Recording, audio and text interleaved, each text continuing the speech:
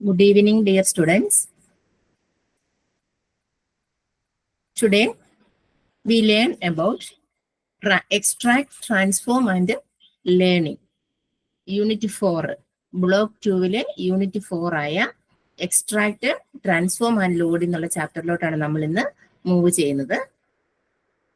അപ്പോൾ നമുക്ക് ETL ടൂൾസിനെ കുറിച്ചും അതുപോലെ ELT കുറിച്ചുമാണ് ഈ രണ്ട് ടൂൾസിനെ കുറിച്ച് നമ്മളിവിടെ പഠിക്കാൻ പോകുന്നത്. ETL ആൻഡ് ELT എന്താണെന്നുള്ളത്. നമ്മൾ ഇന്നലെ ETLന്റെ ഒക്കെ ഫുൾ ഫോം എന്ന് ജസ്റ്റ് പറഞ്ഞു. ETL means extract, transform and loading.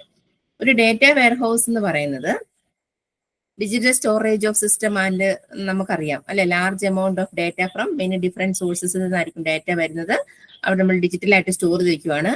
അങ്ങനെയാണെങ്കിൽ ഒരു typical database has 4 main components. First one central database, data integration, metadata and data warehouse access tools.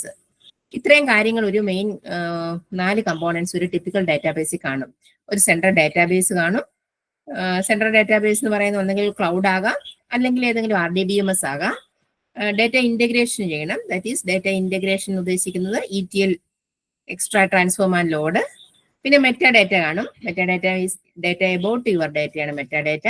പിന്നെ കുറെ ETL ടൂൾസുകൾ കാണും. അപ്പം നമുക്ക് അതായത് ഒലാപ്പ് ടൂളുകൾ, അങ്ങനെയുള്ള ടൂൾസുകൾസ് ഒക്കെ കാണും. അപ്പം in this unit we will study about data integration component approach such as extract, transform and loading in detail ആയിട്ട് നമുക്ക് പഠിക്കാം. ഇതിൽ നിന്ന് ക്വസ്റ്റ്യൻസ് പ്രീവിയസ് ക്വസ്റ്റ്യൻ പേപ്പർ ചോദിച്ചിട്ടുണ്ട്. 4.2 ETL ആൻഡ് ഇറ്റ്സ് നീഡ്. അത് തന്നെ ETL എന്താണെന്നും അതിന്റെ ആവശ്യകത എന്താണെന്നും അതിന്റെ പ്രോസസ് എന്താണെന്നും ഉള്ള കാര്യങ്ങളെ കുറിച്ച് ഡിസംബർ 2022 ക്വസ്റ്റ്യൻ പേപ്പർ ചോദിച്ചിട്ടുണ്ട്. അപ്പൊ അത് ഇമ്പോർട്ടൻസ് ആയിട്ട് നോട്ട് ചെയ്ത് വെച്ചോണം. ETL and its need 4.2 heading ആണ്. Extract, transform and load. It is a process of data integration that encompasses 3 steps: extraction, transform and loading. അല്ലെ, അതായത് ഇന്ന് പറഞ്ഞാൽ ETL എന്ന് പറഞ്ഞാൽ അതിന്റെ ഫുൾ ഫോം പഠിച്ചു വെക്കുക. അതിന്റെ കൂടെ ഡേറ്റ ഇന്റഗ്രേറ്റ് ചെയ്യുന്ന ഒരു പ്രോസസ്സാണ് data integration.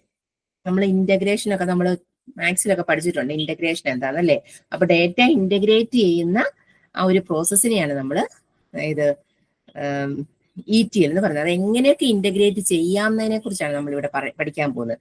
ETL system take large volumes of raw data from multiple sources, convert it for analysis and load that data into your warehouse. അതായത് ETL എന്ന് പറയുമ്പോൾ ആ സിസ്റ്റം എന്തായിരിക്കും?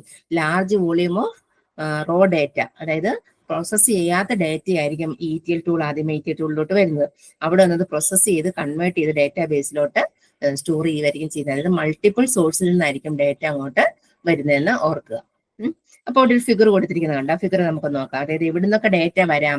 ഓപ്പറേഷണൽ ഫിഗർ നോക്കിയാണ് പറയുന്നത്, ശ്രദ്ധിച്ചോണം.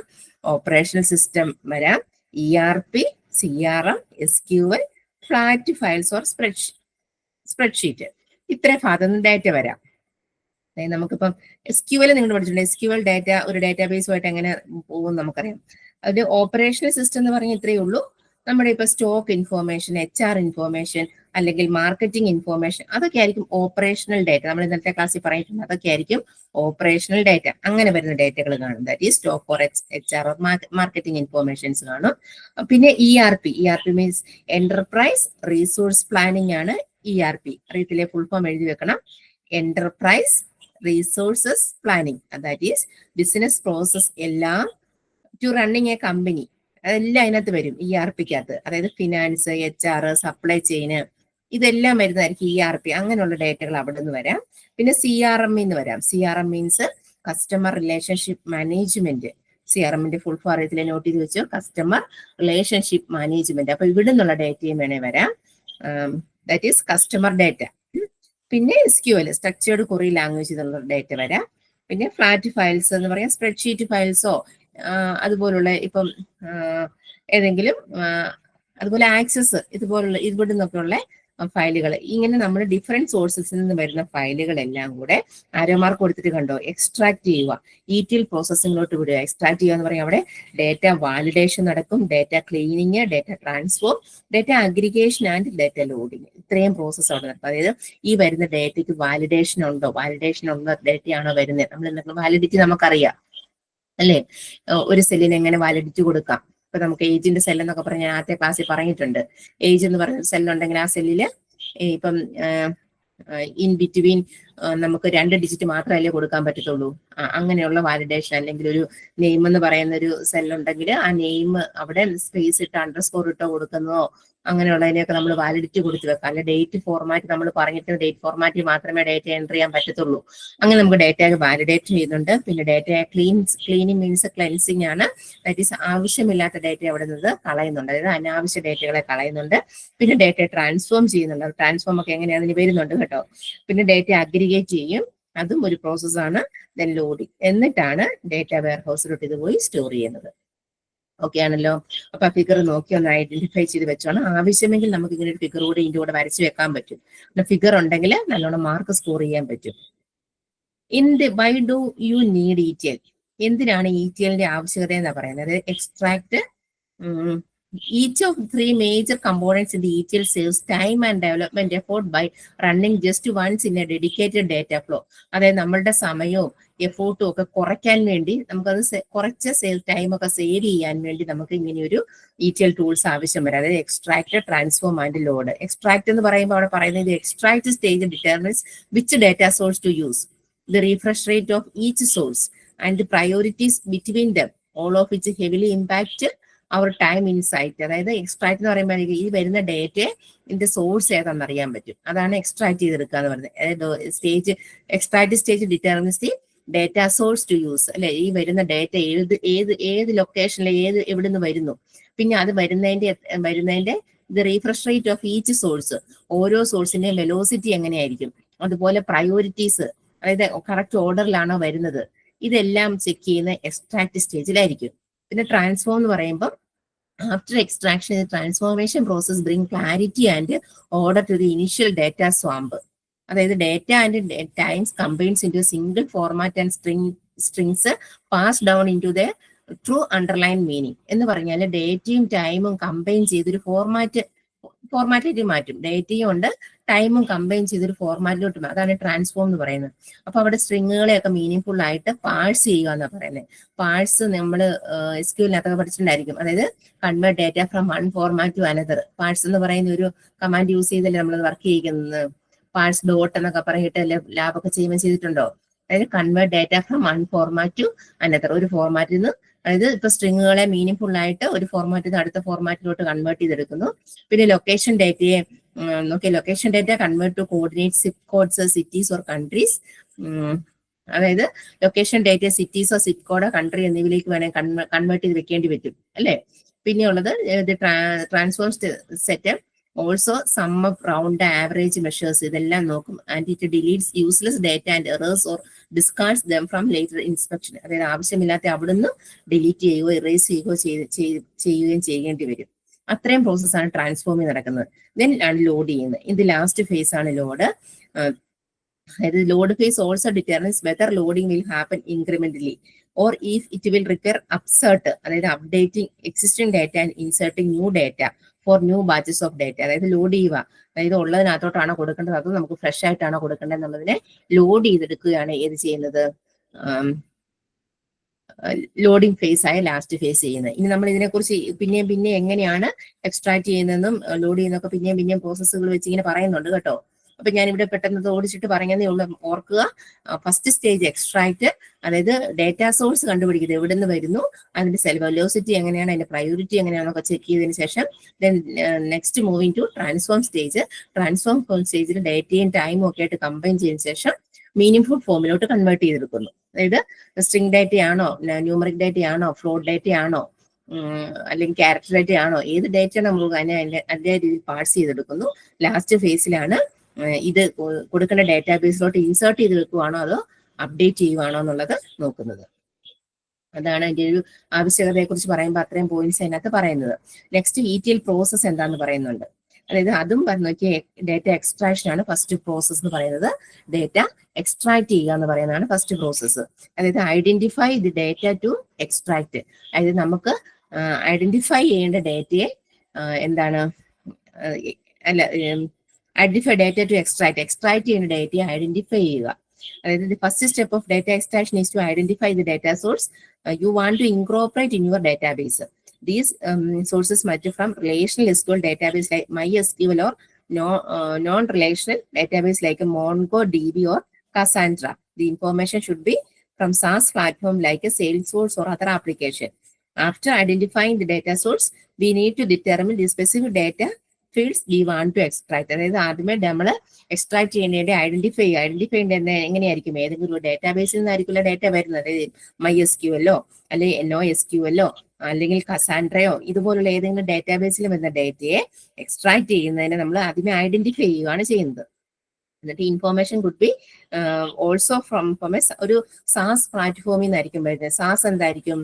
SaaS, software as a service. അതായത് ഏതെങ്കിലും ഒരു സോഫ്റ്റ്വെയർ കയറുന്നല്ലേ നമ്മൾ ഇതൊക്കെ ചെയ്തിട്ടല്ലേ സെൻഡ് ചെയ്യുന്നത്, അല്ലെ? യൂസർ അങ്ങനെയല്ലേ ചെയ്യുന്നത്. ഏതെങ്കിലും ഒരു സോഫ്റ്റ്വെയർ കയറിയിരുന്നു, ഇതെല്ലാം നോക്കിയിട്ട് അത് സെൻഡ് ചെയ്ത് പോകുന്നു.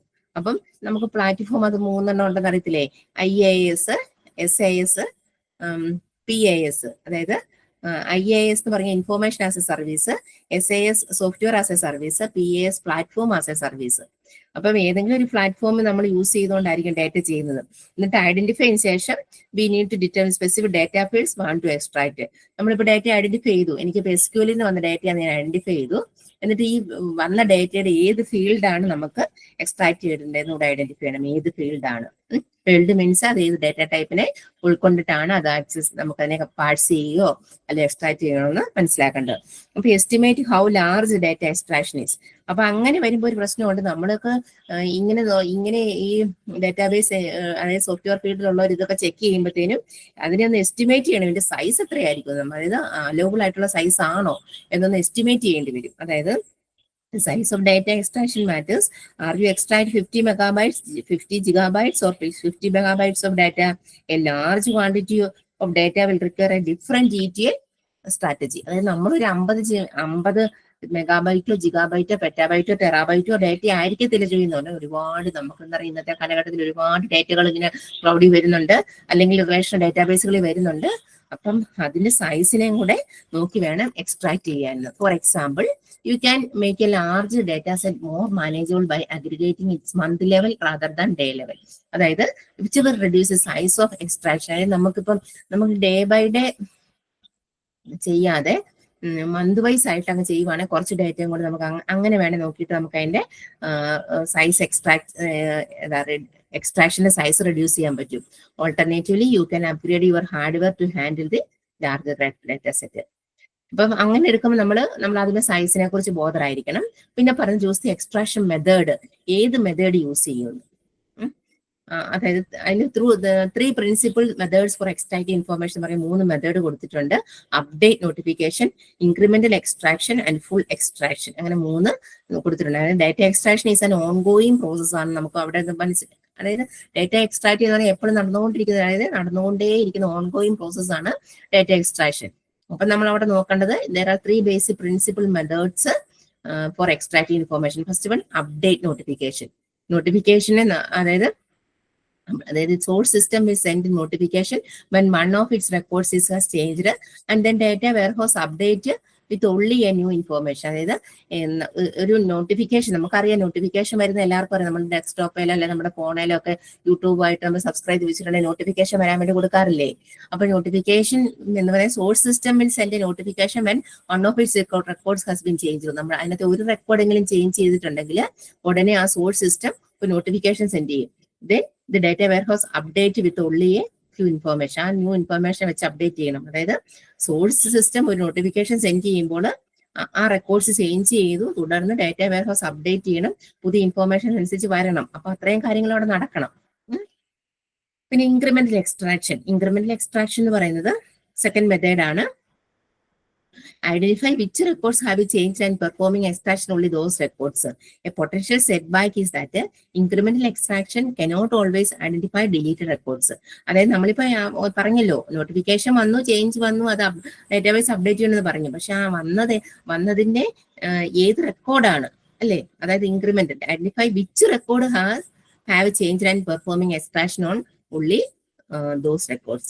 അപ്പൊ ഏത് റെക്കോർഡ്സ് ആണ് നല്ലോണം ഇൻക്രിമെന്റൽ എക്സ്ട്രാക്ഷൻ വന്ന് എവിടെയാണ് നല്ലോണം ഐഡന്റിഫൈ ചെയ്യണം. And incremental extraction cannot always identify delete records. Delete records ഒരിക്കലും അത് ഐഡന്റിഫൈ ചെയ്യത്തില്ല. പിന്നെ ഫുൾ എക്സ്ട്രാക്ഷൻ. അപ്പോൾ when the first two methods won't work, അത് മൂന്നും വർക്ക് ചെയ്തില്ലെങ്കിൽ A complete update of data through full extraction is necessary. അതായത് നമുക്കിപ്പോൾ അപ്ഡേറ്റ് നോട്ടിഫിക്കേഷനും വന്നില്ല, ഇൻക്രിമെന്റൽ എക്സ്ട്രാക്ഷൻ ഏത് റെക്കോർഡാണോ ഒന്നും അറിയത്തില്ലെങ്കിൽ ഫുൾ എക്സ്ട്രാക്ഷനിലോട്ട് പോകണം. അതായത് ആവശ്യമെങ്കിൽ ഫുൾ എക്സ്ട്രാക്ഷൻ ഈസ് നെസസറി എങ്കിൽ അത് നടത്തിയിരിക്കണം. Keep in mind that this method is likely only feasible for smaller data set. അതായത് വലിയ ഡാറ്റാ സെറ്റിനൊക്കെ അതിപ്പോൾ ചെയ്യാൻ പറ്റുന്ന കാര്യമൊന്നുമല്ല, അല്ല ചെറിയ ഒരു ഷോർട്ട് ഡാറ്റാ സെറ്റിനൊക്കെ ഇത് ചെയ്യാൻ പറ്റത്തുള്ളതാണ് പറയുന്നത്. അങ്ങനെയാണ് എക്സ്ട്രാക്ഷൻ മെത്തേഡിനെ കുറിച്ച് പറയുന്നത്. പിന്നെ അവിടെ പറയുന്ന ആക്സസ് പ്ലാറ്റ്ഫോംസ്, അതായത് നമ്മൾ SIS പ്ലാറ്റ്ഫോമുകളില്ലേ, ഇപ്പൊ ഞാൻ മുമ്പ് പറയില്ലേ സോഫ്റ്റ്വെയർ ആസ് എ സർവീസ്. അപ്പം today more business uses SIS platforms like Google Analytics, HubSpot, Salesforce. അപ്പം പിന്നെ അല്ലെങ്കിൽ Xplenty is one such tool. Xplenty പോലുള്ള പ്ലാറ്റ്ഫോമുകളോ അല്ലെങ്കിൽ സോഫ്റ്റ്വെയർ ആസ് എ സർവീസ്, ഗൂഗിളിന്റെ അനലിറ്റിക്സ്, ഹബ്സ്പോട്ട്, സെയിൽസ് ഫോഴ്സ് ഇതുപോലുള്ള പ്ലാറ്റ്ഫോമുകളൊക്കെ യൂസ് ചെയ്തുകൊണ്ട് നമുക്കിതിൽ നിന്ന് ആക്സസ് ചെയ്യാൻ പറ്റുമെന്ന്, ഡേറ്റാസ് ആക്സസ് ചെയ്യാൻ പറ്റും. എക്സ്പ്ലെയിൻറ്റി എന്ന് പറയുന്നത് എക്സ്പ്ലെയിൻറ്റി ഈസ് വൺ സച്ച് സൊല്യൂഷൻ. എക്സ്പ്ലെയിൻറ്റി കേട്ടിട്ടുണ്ട് എവിടെയെങ്കിലും? അതൊരു ഇന്റഗ്രേഷൻ പ്ലാറ്റ്ഫോം ആണ് എക്സ്പ്ലെയിൻറ്റി. നമുക്ക് മുന്നോട്ടാണെങ്കിലും എവിടെയും എക്സ്പ്ലെയിൻറ്റി പറയുന്നുണ്ട്. അതായത് ഇപ്പൊ പല ക്ലൗഡ് ആപ്പുകളില്ലേ, ക്ലൗഡിൽ സ്റ്റോർ ചെയ്തിരിക്കുന്ന വേരിയസ് ക്ലൗഡ് ആപ്പുകളിൽ നിന്ന് ഡേറ്റയെ എക്സ്ട്രാക്ട് ചെയ്ത് ഡേറ്റ സ്റ്റോറിലേക്ക് മൂവ് ചെയ്യുകയാണ് എക്സ്പ്ലെയിൻറ്റി പ്ലാറ്റ്ഫോം ചെയ്യുന്നത് കേട്ടോ. അപ്പൊ ഇത്രയാണ് എക്സ്ട്രാക്ഷൻ ലെവലിൽ നടക്കുന്നത്. അപ്പൊ നമ്മൾ ഒന്ന് ഓർത്ത് നോക്കിയാൽ എക്സ്ട്രാക്ട് ചെയ്ത് പറഞ്ഞാൽ പല ഡേറ്റാ സോഴ്സിൽ നിന്ന് വരുന്ന ഡേറ്റയെ എക്സ്ട്രാക്ട് ചെയ്ത് ഐഡന്റിഫൈ ചെയ്ത് ഏത് ഡേറ്റാബേസിൽ നിന്ന് വരുന്നു, എന്നിട്ട് അത് ഏത് ഫീൽഡാണ് മാറ്റേണ്ടത് നോക്കുക. അപ്പൊ അതിന് സൈസിനെ കുറിച്ച് ബോധറായിരിക്കണം. സൈസ് എടുക്കുമ്പോൾ പിന്നെ എക്സ്ട്രാക്ഷൻ ചെയ്യുമ്പോൾ അത് എങ്ങനെ അപ്ഡേഷൻ ആണോ നോട്ടിഫിക്കേഷൻ അതെല്ലാം നോക്കി വേണം ചെയ്യാൻ, ഏത് പ്ലാറ്റ്ഫോം ആണെന്നെല്ലാം അറിഞ്ഞ് വേണം ചെയ്യാൻ. Next data transformation. അപ്പം നമ്മൾ എക്സ്ട്രാക്ട് ചെയ്ത് നോക്കുക അതിന് ഡേറ്റ എങ്ങനെ ട്രാൻസ്ഫോം ചെയ്യാം. In traditional ETL strategy, data transformation that occurs in the staging area after extraction is a multi-stage data transformation. അറിയാലോ അതല്ലേ, എക്സ്ട്രാക്ഷൻ സ്റ്റേഷൻ വരുന്നതാണ്. In ETL, data transformation that happens after loading data into a data warehouse. അപ്പൊ എന്തൊക്കെ സ്റ്റെപ്സുകൾ അവിടെ നടത്തും നമുക്ക് പറയുന്നുണ്ട്. You may need to perform some of the following data transformations. എന്തൊക്കെ ട്രാൻസ്ഫോർമേഷൻ നടത്തും നമുക്ക് നോക്കാം. Restructuring. ഫസ്റ്റ് വൺ ഡീഡ്യൂപ്ലിക്കേഷൻ, അതായത് നോർമലൈസ് ചെയ്യണം. നമ്മൾ പറഞ്ഞ അതായത് ഡ്യൂപ്ലിക്കേഷൻ ഓഫ് ഡേറ്റ ഉണ്ടെങ്കിൽ അതിനെ റിമൂവ് ചെയ്തിരിക്കണം. Identifies and removes duplication information. അല്ലെ, നമ്മളിപ്പോ ഒരു അറ്റൻഡൻസ്, നമ്മളൊരു പുതിയ അഡ്മിഷൻ എടുത്തു, അറ്റൻഡൻസിലോട്ട് നമ്മൾ പേരെല്ലാം എഴുതി വെച്ചപ്പോൾ ഒരു സ്റ്റുഡന്റിന്റെ പേര് പിന്നെ റിപ്പീറ്റ് ചെയ്ത് പറഞ്ഞാൽ നമ്മുടെ നമ്പറിൽ അത് കൂടും. 30 പേരാണ് ആ ബാച്ചിലുണ്ടെങ്കിൽ 30 പേര് ബാച്ച് വന്നു, പക്ഷെ ആ ബാച്ചിൽ ഓൾറെഡി 29 പേരേ ഉള്ളൂ, ഒരു കുട്ടിയുടെ പേര് മാത്രം പിന്നെ റിപ്പീറ്റ് ചെയ്ത് വന്നു. അങ്ങനെയാണെങ്കിൽ ഡ്യൂപ്ലിക്കേഷൻ ഓഫ് ഡേറ്റ അല്ലേ വന്നത്. അപ്പൊ അങ്ങനെ വരും. നമ്മൾ അതായത് ഡേറ്റ ട്രാൻസ്ഫോം ചെയ്യുമ്പോൾ നമ്മൾ ഡ്യൂപ്ലിക്കേഷൻ ഉണ്ടെങ്കിൽ അത് അവോയ്ഡ് ചെയ്യണം. അതായത് ഡേറ്റാബേസ് നമ്മൾ നോർമലൈസ് ചെയ്തിരിക്കണം. പിന്നെ key restructuring, brows key connection from one table to another. അതായത് ഒരു ഡേറ്റാബേസ് എന്ന് പറയുന്നത് അതിനകത്ത് ലാർജ് നമ്പർ ഓഫ് ടേബിൾസുകൾ കാണും. നിങ്ങൾ SQL പഠിച്ചപ്പോൾ നമുക്കറിയാം അല്ലെ, നമ്മൾ SQL പഠിക്കുമ്പോൾ ഒരു ഡേറ്റാബേസിൽ ക്രിയേറ്റ് ചെയ്തിട്ട് ഒരു 5-6 ടേബിൾ ക്രിയേറ്റ് ചെയ്ത് കുറെ സെറ്റ് ചെയ്തൊക്കെ നമുക്ക് പ്രോഗ്രാം ചെയ്തിട്ടുണ്ട്. പക്ഷെ ഒന്ന് ഓർത്ത് നോക്കിയാൽ 5-10 ഒന്നും അല്ല, 50,000 അല്ല, 5 ലക്ഷം അല്ല ടേബിളുകൾ വരുന്നത്. അപ്പൊ അങ്ങനെയുള്ളപ്പം ഈ കണക്ഷൻസ് നമ്മളത് റീസ്ട്രക്ചർ ചെയ്ത് എപ്പോഴും ഇരിക്കണം. ഒരു ടേബിളിൽ നിന്നും അടുത്ത ടേബിളിലോട്ട് പ്രൈമറി കീ വെച്ചോ ഫോറിൻ കീ വെച്ചോ ഒക്കെ സെറ്റ് ചെയ്യുന്ന കണക്ഷൻസ് ഒക്കെ നമ്മൾ ബോധറായിരിക്കണം. പിന്നെ ക്ലെൻസിങ് ഇൻവോൾവ്സ് എന്ന് പറഞ്ഞാൽ ക്ലീൻ ചെയ്യുക, ഡിലീറ്റ് ചെയ്യുക unwanted റെക്കോർഡ്സുകൾ. And then deleting all the incomplete duplicate data to maximize data accuracy, perhaps through passing to remove syntax errors, typos and fragment of records. എന്ന് പറഞ്ഞാൽ ആവശ്യമില്ലാത്തതും ഇൻകംപ്ലീറ്റ് ആയിട്ടുള്ളതും ഡ്യൂപ്ലിക്കേറ്റ് ആയിട്ടുള്ള റെക്കോർഡ്സുകളെയൊക്കെ നമ്മൾ പാടെ ഡിലീറ്റ് ചെയ്യുക. അതുപോലെ സിൻടാക്സ് എററുകളോ ടൈപ്പോസ് എററുകളോ ഫ്രാഗ്മെന്റ്സ് ഓഫ് റെക്കോർഡ്സുകളോ വന്നാൽ അവയെല്ലാം പാർസ് ചെയ്തെടുക്കുക എന്ന് പറഞ്ഞാൽ കൺവേർട്ട് ചെയ്തെടുക്കുക. സിൻടാക്സ് എറർ നമുക്കറിയാം, സി പ്രോഗ്രാം ഒക്കെ പഠിച്ച് നമുക്ക് സിൻടാക്സ് എറർ എന്ന് പറഞ്ഞ് റൺ ചെയ്യുമ്പോൾ വരുമ്പോൾ അറിയാം. മെയിനിന് കയറിൽ ഇട്ടില്ലേ സിൻടാക്സ് എറർ വരും അല്ലെ, അതുപോലെ ഡിക്ലെയർ ചെയ്യുമ്പോൾ സെമിക്കോളൻ ഇട്ടില്ലേ സിൻടാക്സ് എറർ വരും. അതുപോലെ പ്രിന്റ്എഫിനകത്ത് നമ്മളൊരു കാര്യം ടൈപ്പ് ചെയ്ത് വെക്കുമ്പോൾ ഡബിൾ കോട്ട്സ് കൊടുത്തില്ലെങ്കിൽ സിൻടാക്സ് എറർ വരും, നിങ്ങൾക്ക് അതിനെക്കുറിച്ച് അറിയാം. അതുപോലെ ടൈപ്പോസ് എറർ എന്ന് പറഞ്ഞാൽ സ്പെല്ലിംഗ് മിസ്റ്റേക്കിനെയാണ് ടൈപ്പോസ് എറർ എന്ന് പറയുന്നത്. അതുപോലെ ഫ്രാഗ്മെന്റ് റെക്കോർഡ്സ് ഇതൊക്കെ പാർസ് ചെയ്തെല്ലാം റിമൂവ് ചെയ്തിരിക്കണം. ദാറ്റ് ഈസ് ക്ലെൻസ് ചെയ്യുക ഡേറ്റയെ. അതിനുശേഷം ഫോർമാറ്റ് റിവിഷൻ എന്ന് പറഞ്ഞാൽ converts formats in different data sets like date time, male female, units of measurement in one consistent format. അതായത് പലരും കയറി പല രീതിയിൽ ഫോർമാറ്റ് ചെയ്യരുത്. നമ്മളൊരു ഫീൽഡ് കൊടുത്തിട്ടുണ്ടെങ്കിൽ MORF ആണെങ്കിൽ അത് തന്നെ മാത്രം കൊടുക്കുക, MALE എന്നാണ് അങ്ങനെ തന്നെ മാത്രം കൊടുക്കുക. അതായത് അതിൽ ആ ഒരു ഫോർമാറ്റിന് എപ്പോഴും കൺസിസ്റ്റൻസി കാണണം, അതായത് ഒരു സമഗ്രത കാണണം. പിന്നെ duration, creates transformation rules that apply to the data. For example, causes tax liabilities from business revenue figures before and അതായത് ഇപ്പം നമ്മുടെ ടാക്സോ അല്ലെ കോസ്റ്റോ അല്ലെ ലയബിലിറ്റി ടാക്സോ കോസ്റ്റോ ബിസിനസ്സിൽ നിന്നും കുറയ്ക്കേണ്ടി വന്നേക്കാം. അവ വിശകലനം ചെയ്യുന്നതിന് മുന്നേ അത് കണക്കാക്കി വെക്കുക എങ്ങനെ വേണം. അതായത് creates transformation rules that apply to the data. പിന്നെ അഗ്രിഗേഷൻ ചെയ്യണം, അതായത് that can present in a summarised report format. അതായത് അഗ്രിഗേഷൻ പറയുന്നത് നമ്മൾ ഇന്നലെയും പറഞ്ഞു, പല റോയിൽ കിടക്കുന്ന ഒറ്റ റോയ് ആക്കുന്ന പ്രോസസ്സിന് നമുക്ക് പെട്ടെന്ന് മനസ്സിലാക്കാൻ അഗ്രിഗേഷൻ എന്ന് പറയാൻ പറ്റില്ല എന്ന് പറയുന്നതുള്ളൂ. സമ്മറൈസ് ചെയ്യുക, ഒരു റിപ്പോർട്ട് ആക്കി വെക്കുക. പിന്നെ ഇന്റഗ്രേഷൻ എന്ന് പറഞ്ഞാല് ഓരോ ഡേറ്റയ്ക്കും വിവിധങ്ങളായ നെയിമും വാല്യൂസും ഒക്കെ നമ്മൾ വരുമ്പോൾ അവയ്ക്ക് ഒരു സ്റ്റാൻഡേർഡ് നെയിം അല്ലെങ്കിൽ ഡെഫിനേഷൻ കൊടുക്കുക. ഇപ്പൊ ഓരോ ഡേറ്റയ്ക്കും അല്ലെ, ഇപ്പൊ നമ്മള് ഡേറ്റ് ഫീൽഡ് ആണെങ്കിൽ ഡാറ്റ അല്ല ഡേറ്റ് എന്ന് കൊടുക്കാം, ഏജ് ആണ് ഏജ് എന്ന് കൊടുത്തു, നെയിം ആണ് നാം എന്ന് കൊടുത്തു, അഡ്രസ് ആണ് ADD എന്ന് കൊടുത്തു. അങ്ങനെ നമുക്കൊരു സ്റ്റാൻഡേർഡ് നെയിം നമ്മൾ ഡിഫൈൻ ചെയ്ത് വെക്കണം. പിന്നെ filtering, select specific columns row and fields with data set.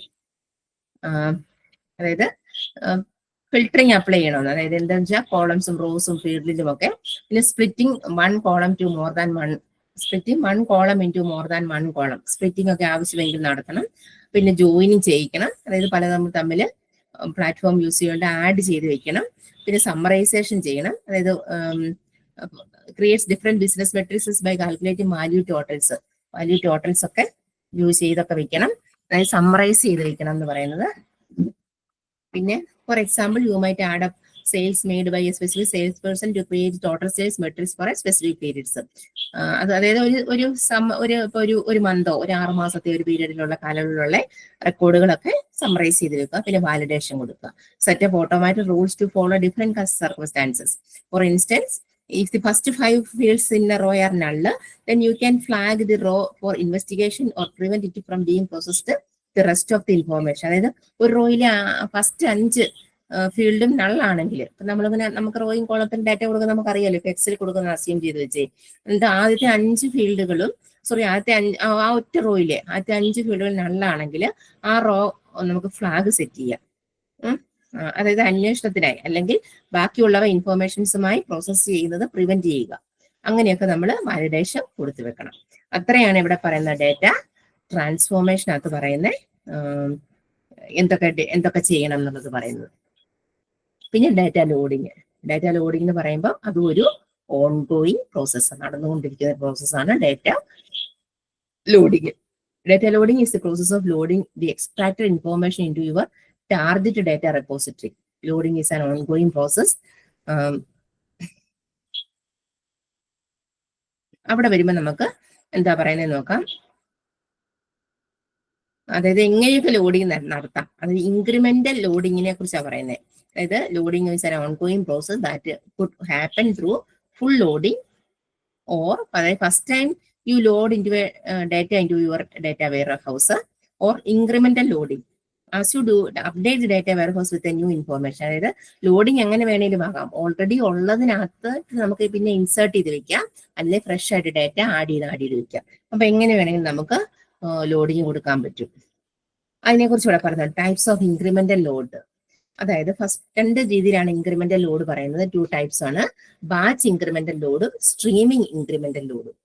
Batch എന്ന് പറഞ്ഞാൽ ഒരു ബാച്ചായിട്ട് ഒരു പാക്കറ്റ് ആയിട്ട് അത് ingest information in packets or batches, packet അല്ലെ ബാച്ചസ് ആയിട്ട് പോവുക. അതായത് it's best to carry out a batch load during off peak hours on a daily, weekly or monthly basis to prevent system slow down. അതായത് മാസോ അല്ലെങ്കിൽ ആഴ്ചയിലോ അല്ലെങ്കിൽ ഡെയിലിയോ ഒരു അവർ വെച്ചുകൊണ്ട് ബാച്ചായിട്ട് ഇൻക്രിമെന്റ് ചെയ്ത് ബാച്ച് ഇൻക്രിമെന്റലായിട്ട് അതൊരു ബാച്ചായിട്ട് ഒരു പാക്കറ്റ് ആയിട്ട് ലോഡ് ചെയ്ത് വിടുക. അതായത് സിസ്റ്റം സ്ലോ ആകാതിരിക്കാൻ വേണ്ടി.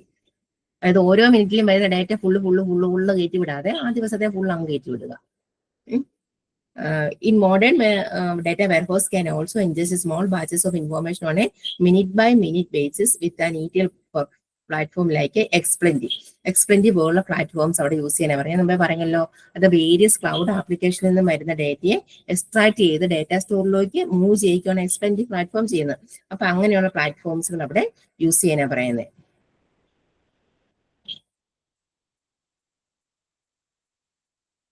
അപ്പൊ ബാച്ച് ഇൻക്രിമെന്റൽ ലോഡ് കണ്ടു. നമുക്ക് നോക്കാം സ്ട്രീമിംഗ് ഇൻക്രിമെന്റൽ ലോഡ് എന്താണ്.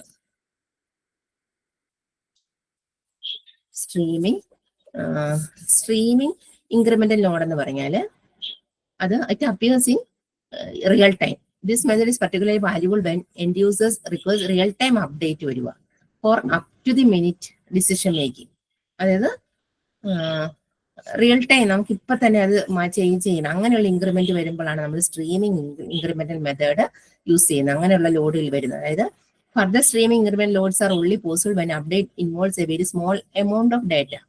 Minute by minute batch updates offer a more robust solution than real streaming. അതായത് ഈ സ്ട്രീമിംഗ് ഇൻക്രിമെന്റൽ ലോഡ് എന്ന് പറഞ്ഞാൽ loading is an ongoing process അല്ലെ. അപ്പം സ്ട്രീമിംഗ് ഇൻക്രിമെന്റൽ ലോഡ് എന്ന് പറയുമ്പോൾ ആ ലോഡ് പ്രോസസ്സ് എന്താ പറയുന്നത്, റിയൽ ടൈം അപ്ഡേറ്റ് നടത്തുക എന്ന് പറയുക. അതായത് പെട്ടെന്ന് തന്നെ ഡിസിഷൻ എടുത്ത് നമുക്ക് ചെയ്യാൻ പറ്റുക. അങ്ങനെ ഒരു ലോഡ് വരുവാണ് നമ്മൾ സ്ട്രീമിംഗ് ഇൻക്രിമെന്റൽ ലോഡ് എന്ന് പറയുന്നത്. അതായത്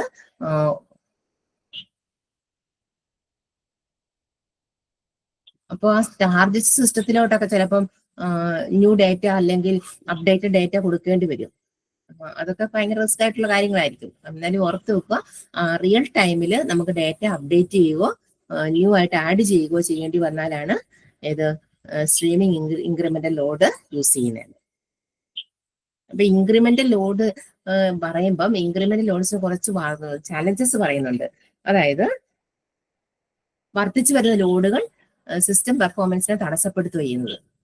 അപ്പൊ data structure changes, process data in the wrong order, failure to detect problems, ഇതൊക്കെ വന്നാൽ നമുക്ക് ഇൻക്രിമെന്റൽ ലോഡ് വ്യത്യാസങ്ങൾ വരാം. ഡേറ്റ സ്ട്രക്ചർ ചേഞ്ച് വന്നു അല്ലെ. ഒരു ഡേറ്റ സ്ട്രക്ചർ നമ്മൾ ക്രിയേറ്റ് ചെയ്ത് വെച്ച കാര്യം ലോഡിങ് വന്നപ്പോഴത്തേന് നമ്മളിപ്പോ ആ ഒരു ഫോർമാറ്റ് ആയിരിക്കും യൂസ് ചെയ്ത് വെച്ചിരിക്കുന്നത്. പക്ഷെ ആ ഫോർമാറ്റിലല്ല അടുത്ത ഡേറ്റ വന്നപ്പോൾ അതിനെ ലോഡ് ചെയ്യാൻ പറയുന്നത്. അപ്പം അങ്ങനെ അതൊരു ചലഞ്ചസ് ആയിട്ട് പറയാം. പിന്നെ process data in wrong order, അതായത് നമുക്കൊരു ഓർഡർ കാണുമല്ലോ. ഇത് നമ്മൾ സാധാരണ രീതിയിലാണ് ഇങ്ങനൊരു കാര്യം ചെയ്ത് ഇങ്ങനെ ഒരു ഓർഡർ നമ്മൾ എടുക്കുന്നത് വെക്കാം. പക്ഷെ അപ്പോൾ ഓർഡറിൽ എന്തെങ്കിലും ചേഞ്ച് വന്നാൽ പ്രോസസ്സിങ്ങിന് ഒരു ഇൻക്രിമെന്റൽ ലോഡിങ്ങിന് ഒരു ചലഞ്ചസ് ആണ്. പിന്നെ ഫെയിലർ ടു ഡിറ്റക്ട് പ്രോബ്ലംസ്, അതായത് പ്രോബ്ലംസ് കണ്ടുപിടിക്കാൻ പറ്റിയില്ലെങ്കിലും അതും ഒരു ചലഞ്ചസ് ആയിട്ട് പറയുന്നുണ്ട്.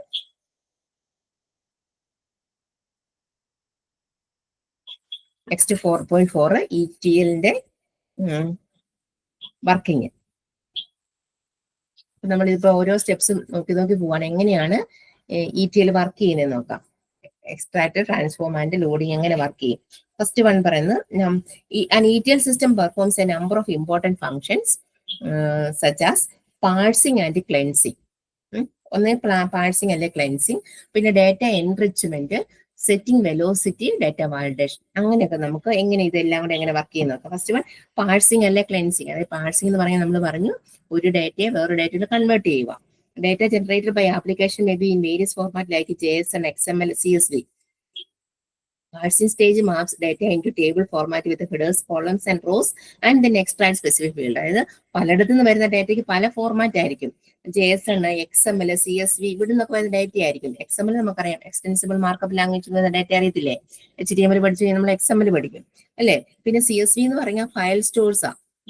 അതായത് ടാബുലാർ ഡേറ്റ ആയിരിക്കും ഒരു പ്ലെയിൻ ടെക്സ്റ്റ് ഫോമില്. JSON എന്ന് പറഞ്ഞാൽ ജാവാസ്ക്രിപ്റ്റ് ആയിരിക്കും.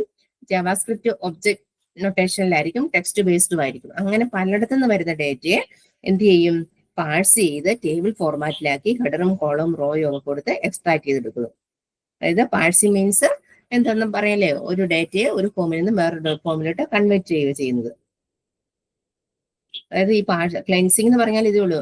അതായത് ഐഡന്റിഫൈ ചെയ്ത് കറക്റ്റ് ചെയ്ത് എറേഴ്സ് ഉണ്ടെങ്കിൽ, ഇൻകൺസിസ്റ്റൻസി ഉണ്ടെങ്കിൽ, അല്ലെ അനോമാലീസ് ഒക്കെ ഉണ്ടെങ്കിൽ അതിനെ കറക്റ്റ് ചെയ്ത് എടുക്കുക എന്നുള്ളത്. പിന്നുള്ളത് ഡേറ്റ എൻറിച്ച്മെന്റ്.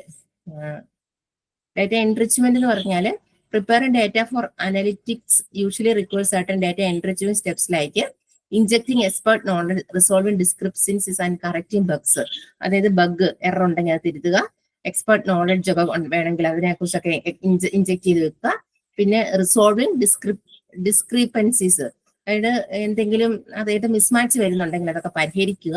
അതൊക്കെ ഡാറ്റ എൻറിച്ച്മെന്റ് എന്നുള്ള പ്രോസസ്സ് വരുന്നു ETL-നകത്ത്. പിന്നെ setting velocity. Velocity refers to frequency of data loading. Data load ചെയ്യുന്നതിന്റെ ഫ്രീക്വൻസി എത്രമാത്രം ഉണ്ട് അത് സെറ്റ് ചെയ്യുക. That is inserting new data and updating existing data. അല്ലെ, നമ്മളൊരു പുതിയ ഡാറ്റ കൊടുക്കുന്ന നമുക്ക് സ്പീഡ് കൊടുക്കാൻ പറ്റുമായിരിക്കും. പക്ഷെ ഉള്ള ഒരെണ്ണം മാറ്റിയിട്ട് പുതിയൊരു വേറൊരു ഡാറ്റ കൊടുക്കുമ്പോൾ അത് താമസം വരത്തില്ലേ. അപ്പൊ ആ വെലോസിറ്റി ഒക്കെ ഒന്ന് സെറ്റ് ചെയ്ത് വെക്കുക. പിന്നെ ഡാറ്റ വാലിഡേഷൻ, നമ്മൾ മുമ്പേ പറയും ഡാറ്റ വാലിഡേഷൻ, അതായത് ഡാറ്റ എം ടി ആകരുത്. വാലിഡേഷൻ പ്രോസസ്സിൽ അത് കറക്റ്റ് ആയിട്ടാണോ പോയിരിക്കുന്നത്, അല്ലെ കറക്റ്റ് ഫീൽഡുകളാണോ വന്നിരിക്കുന്നത് എന്നുള്ള വാലിഡേഷനും കൂടെ നോക്കണം എന്നുള്ളത്. അപ്പൊ അങ്ങനെയാണ് അതിന്റെ വർക്കിങ്ങിനെ കുറിച്ച് പറയുന്നത്. അപ്പൊ ഇതിനകത്ത് ഡാറ്റ ട്രാൻസ്ഫോർമേഷൻ എന്ന് പറഞ്ഞ ഹെഡിങ്ങിലെ 4.3.2 അത് ജൂൺ 2023 ജൂണിലെ ഒരു ക്വസ്റ്റ്യൻ ആയിരുന്നു കേട്ടോ, ഡാറ്റ ട്രാൻസ്ഫോർമേഷൻ. പിന്നെ ഇനി പറയാൻ പോകുന്ന layered implement of ETL in data warehouse. അതായത് ETL വെയർഹൗസിലെ ETLന്റെ ലെയർ എങ്ങനെയായിരിക്കും വരുന്നത്, അതും ജൂൺ 2023 ക്വസ്റ്റ്യനാണ്. അപ്പൊ ഈ ചാപ്റ്റർ വെരി വെരി ഇമ്പോർട്ടന്റ് ആണ്. ഇപ്പൊ തന്നെ 3 ക്വസ്റ്റ്യൻ പറഞ്ഞില്ലേ. അപ്പൊ ഇത് നല്ലോണം പഠിച്ചു വെക്കുക. ഇനി നമുക്ക് നോക്കാം ETL-നകത്ത് എങ്ങനെയൊക്കെയാണ് ലെയർ വരുന്നത്. സാധാരണ 4 ലെയറേ ഉള്ളൂ: mirror or raw layer, staging layer, schema layer, aggregating layer. അപ്പൊ ആ ലെയറിന്റെ പേരുകളെല്ലാം ഒന്ന് പഠിച്ചു വെക്കുക. മിറർ ഓർ റോ ലെയർ എന്ന് പറഞ്ഞാൽ this layer is A copy of the source file or tables. അതായത് ഈ ലെയർ സോഴ്സ് ടേബിൾ അല്ലെ ഫയൽസിന്റെ ഒരു കോപ്പിയാണ്, സോഴ്സ് ടേബിളിന്റെ. അപ്പം the process copies and adds source data to the target mirror tables which then hold historical raw data that ready to be transformed. അതായത് അവിടെ historical ആയിട്ടുള്ള data കാണും, അത് ട്രാൻസ്ഫോം ചെയ്യാൻ വേണ്ടി സോഴ്സ് ടേബിളുകൾ കാണുന്ന ഒരു ലെയറാണ് റോ ലെയർ അല്ലെങ്കിൽ മിറർ ലെയർ എന്ന് പറയാം. പിന്നെ സ്റ്റേജിംഗ് ലെയർ എന്ന് പറഞ്ഞാല്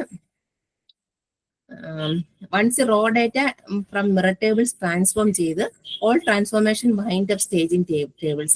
These tables hold the final form of data for the incremental part of ETL cycle process. അതായത് സ്റ്റേജിംഗ് ലെയറിൽ വന്നിരിക്കുക എന്ന് പറഞ്ഞാൽ മൈൻഡ് അപ്പ്, അതായത് അതിനകത്ത് എങ്ങനെയൊക്കെ എന്തൊക്കെ കാര്യങ്ങൾ ചെയ്യണം, അതായത് മിറർ ടേബിളിൽ നിന്ന് വരുന്ന ഡാറ്റയെ ഒന്ന് ഹോൾഡ് ചെയ്ത് ഇൻക്രിമെന്റൽ പാർട്ടിലോട്ട് ETL സൈക്കിൾ പ്രോസസ്സിലോട്ട് വിടാൻ വേണ്ടി നിൽക്കുന്ന ലെയറാണ് സ്റ്റേജിംഗ് ലെയർ. അതായത് ഒരു ടെമ്പററി ആയിട്ട് ഡാറ്റ ഹോൾഡ് ചെയ്ത് വെക്കുന്ന ലെയർ എന്ന് വേണേൽ പറയാം. പിന്നെ സ്കീമ ലെയർ ഉണ്ട്, അതായത് that is destination table.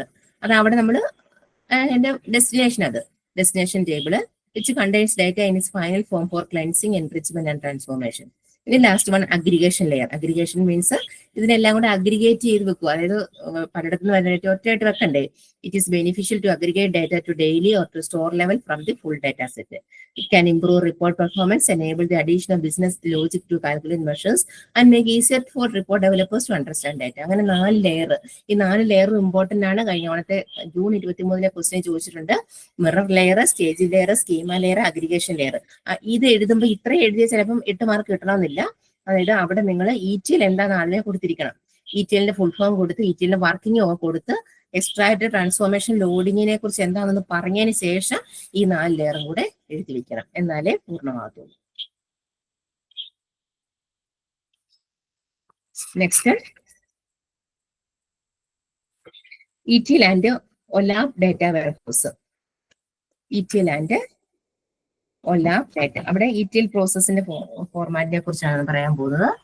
ETL and OLAP data warehouse.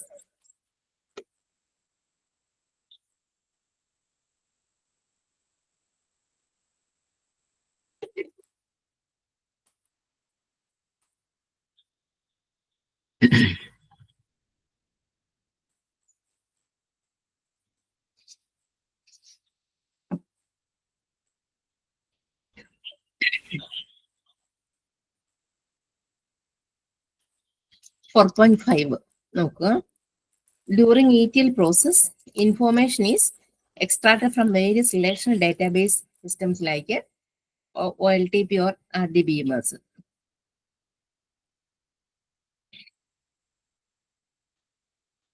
Next, transformed within a staging area in an incompatible relational format and integrated with other data sources loaded to the online analytical processing or lab database server. അതായത് ഇവിടെ പറയുന്ന ഇത്രയേ ഉള്ളൂ, ETL പ്രോസസ്സിന്റെ informations എങ്ങനെ ETL process നടക്കും എന്നല്ല പറയുന്നത്. Extract from various അല്ലെ, എക്സ്ട്രാക്ട് ചെയ്യുക, പലയിടത്തുനിന്ന് വരുന്ന ഡേറ്റ എക്സ്ട്രാക്ട് ചെയ്തെടുക്കുന്നു, എന്നിട്ട് ട്രാൻസ്ഫോം ചെയ്യുന്നു സ്റ്റേജിങ് ഏരിയയിൽ വെച്ച്, അതിനുശേഷം ലോഡ് ചെയ്യുന്നു, അനലിറ്റിക്കൽ പ്രോസസ്സിന് വേണ്ടി ലോഡ് ചെയ്യുന്നു. അപ്പൊ അതിന്റെ ETL ടൂൾസിന്റെ ബെനിഫിറ്റ്സ് എന്താണ് നെക്സ്റ്റ് ഹെഡിങ് പറയുന്നത്. ഒരു 2, 4, 5 ബെനിഫിറ്റ്സ് പറയുന്നുണ്ട്. Scalability, simplicity, out of the box, compliance, long term cost, അങ്ങനെ ഒരു 5 ബെനിഫിറ്റ്സ് പറയുന്നുണ്ട്.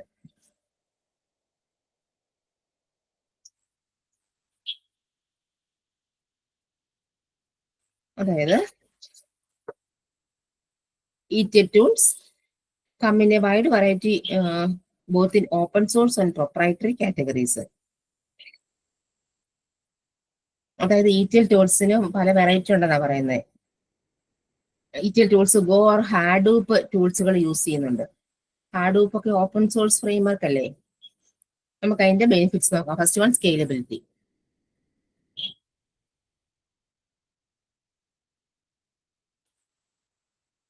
Trying to scale out hand code ETL solutions is difficult. അതായത് സ്കെയിലബിലിറ്റി നോക്കുക എന്ന് പറയുന്നത് ബുദ്ധിമുട്ടുള്ള കാര്യമാണ്. അതായത്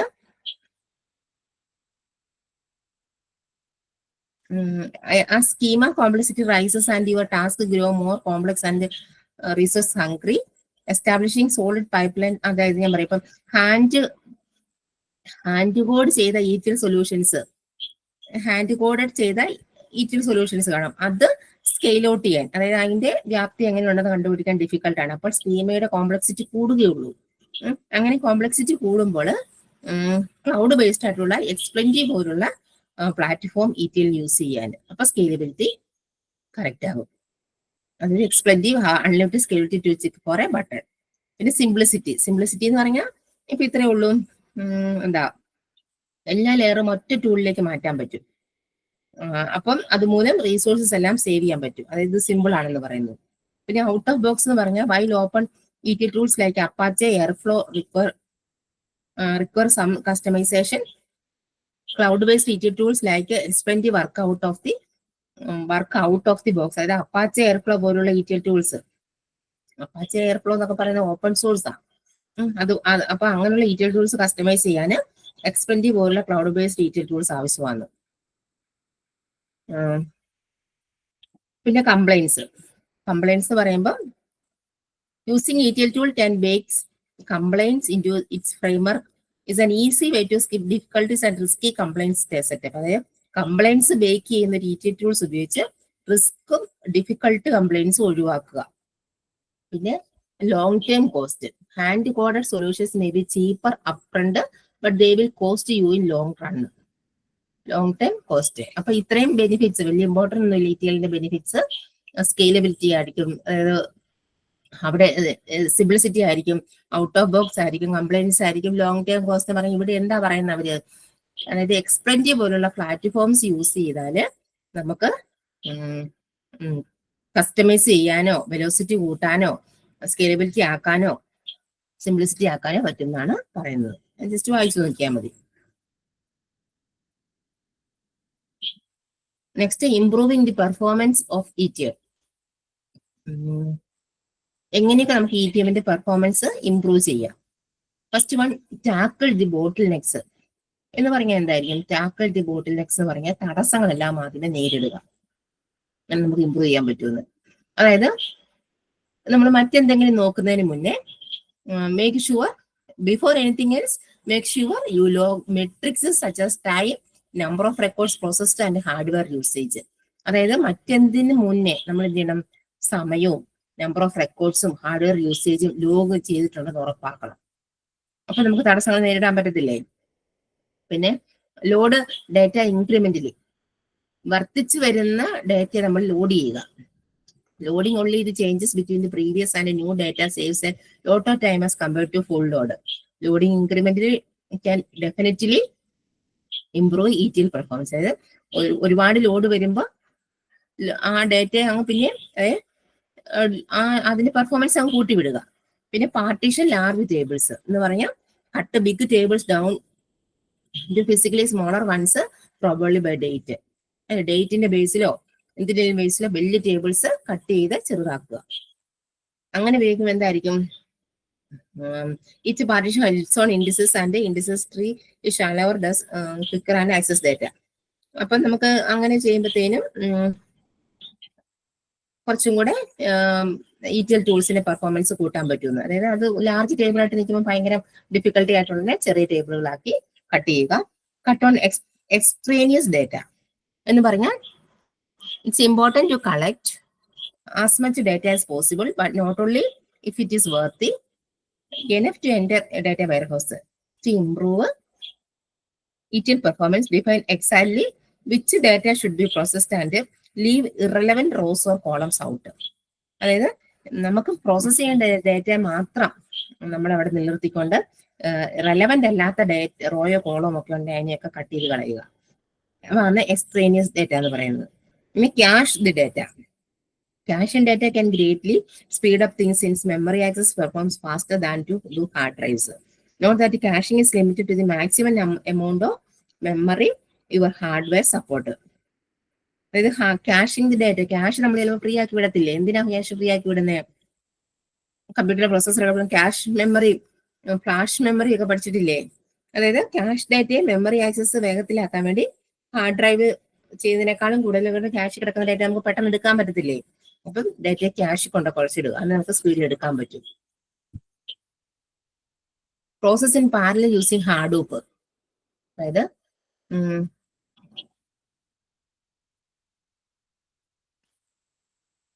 സീരിയലി പ്രോസസ് ചെയ്യുന്നതിന് പകരം പാരലലി പ്രോസസ് ചെയ്ത് നമുക്ക് റിസോഴ്സ് ഒപ്റ്റിമൈസ് ചെയ്യാൻ പറ്റും. Instead of processing serially optimise resources by processing in parallel. കേട്ടോ, സീരിയലി പാഴ്സ് ചെയ്യുന്നതിന് പ്രോസസ് ചെയ്യുന്നതിന് പകരം പാരലലി പ്രോസസ് ചെയ്താൽ റിസോഴ്സസ് ഒപ്റ്റിമൈസ് ചെയ്യാൻ പറ്റും.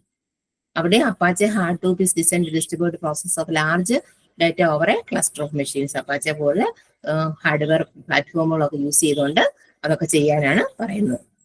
ജസ്റ്റ് അതിന്റെ പോയിന്റ്സ് ഒക്കെ ജസ്റ്റ് വായിച്ചു നോക്കിയാൽ മതി. നെക്സ്റ്റ് നമുക്ക് പഠിക്കാം. അപ്പൊ ETL ടൂൾസ് എന്താണ് ഇത്രയും നേരം പഠിച്ചത് മനസ്സിലായല്ലോ. ETL കുറിച്ച് ബ്രീഫ് ഇൻട്രൊഡക്ഷൻ. അവിടെ തന്നെ 3 ക്വസ്റ്റ്യൻസ് ചോദിച്ചിട്ടുണ്ട്, അത് പഠിച്ചു വെച്ചോണം. നെക്സ്റ്റ് പറയുന്നത് ELT ആൻഡ് ഇറ്റ്സ് നീഡ്. ETLും ELT തമ്മിൽ മാറിപ്പോയേക്കരുത്. ELT and its need. ELT എന്ന് പറഞ്ഞാല് എക്സ്ട്രാക്ട് ലോഡ് ട്രാൻസ്ഫോം. കേട്ടോ, എക്സ്ട്രാക്ട് ചെയ്തു എന്നിട്ട് ലോഡ് ചെയ്തതിന് ശേഷം മാത്രമേ ട്രാൻസ്ഫോം ചെയ്തുള്ളൂ. അപ്പൊ നമ്മൾ ആദ്യം പറഞ്ഞ കാര്യം എന്തായിരിക്കും? എക്സ്ട്രാക്ട് ട്രാൻസ്ഫോം ലോഡ് ആയിരുന്നു. അപ്പൊ ഇത് രണ്ടും തമ്മിൽ മാറിപ്പോകരുത്. രണ്ടും തമ്മിലുള്ള ഡിഫറൻസ് ചിലപ്പോൾ ക്വസ്റ്റ്യൻ ചോദിക്കാം. അപ്പുറത്തെ ഇതില് രണ്ടും തമ്മിൽ ഡിഫറൻസ് കിടപ്പുണ്ട്. ELT is a process of extracting data from one or multiple sources and loading it into a targeted data warehouse. അതായത് അതും അത് തന്നെയാണ്. മൾട്ടിപ്പിൾ ഡാറ്റ സോഴ്സിൽ വരുന്ന ഡാറ്റയെ എക്സ്ട്രാക്ട് ചെയ്ത് ടാർഗറ്റ് ഡാറ്റ വെയർഹൗസിലേക്ക് ലോഡ് ചെയ്യുക. Install transform the data before it is written. Transform ചെയ്യുന്നതിന് മുന്നേ ETL takes advantages of the target system to do the data transfer. അതിനെ കുറച്ച് അഡ്വാൻറ്റേജസ് ഉണ്ടെന്നൊക്കെ പറഞ്ഞു. നമുക്ക് അതിന്റെ സ്റ്റെപ്സ് നോക്കാം. First extract. This step works similarly in both ETL and ELT data management process. ETLിലും ELTയിലും ഇത് ഒരുപോലെയാണ് എക്സ്ട്രാക്ട് വർക്ക് ചെയ്യുന്നത്. അതായത് ഡിഫറെന്റ് ഡാറ്റ സോഴ്സിൽ വരുന്ന ഡാറ്റ അല്ലേ.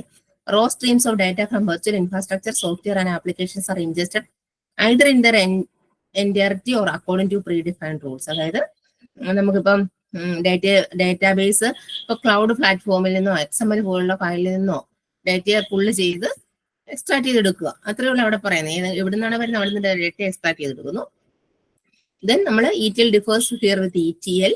ELT differs with here ETL. Rather than deliver this mass troy of data and load into the interim process server four transformation. അതായത് ഒരു ഇടക്കാല സെർവറിലോട്ട് എക്സ്ട്രാക്ട് ചെയ്ത ഡേറ്റയെ ലോഡ് ചെയ്ത് വെക്കുക. ഒരു ഇടക്കാല ഇൻട്രീം പ്രോസസ് സെർവർ എന്നല്ലേ പറയുന്നത്. അതൊരു ടെമ്പററി ആയിട്ട് ഒരു സെർവറിലോട്ട് ലോഡ് ചെയ്ത് വെക്കുക. എന്നിട്ട് അങ്ങോട്ട് പോകും. പിന്നെയാണ് ട്രാൻസ്ഫോർമേഷനിലോട്ട് പോകുന്നത്. The database or data warehouse sorts and normalize the data, keeping part of all of its on hand and accessible for customers reporting. അതായത് ലോഡ് ചെയ്ത് വന്നതിന് ശേഷമാണ് ഡാറ്റ വെയർഹൗസ് സോർട്ട് ചെയ്ത് നോർമലൈസ് ചെയ്ത് ട്രാൻസ്ഫോമിലോട്ട് കൺവേർട്ട് ചെയ്ത് പോകുന്നത്. ഡാറ്റയെ ടാർഗറ്റ് സിസ്റ്റം ഫോർമാറ്റിലേക്ക് ട്രാൻസ്ഫർ ചെയ്ത് വിടുന്ന ലോഡ് ചെയ്തതിന് ശേഷമാണ്. ഫിഗർ നോക്കി ഐഡന്റിഫൈ ചെയ്ത് വെക്കാം.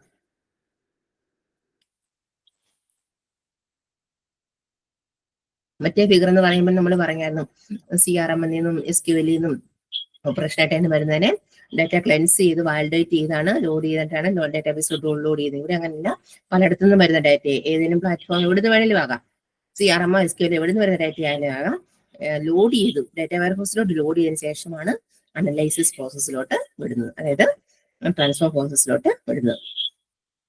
ഇവിടെ ഇതിന്റെ ആവശ്യകത എന്താണെന്ന് അടുത്ത question. Why do you need ELT? എന്തിനാണ് ELTയുടെ ആവശ്യകത?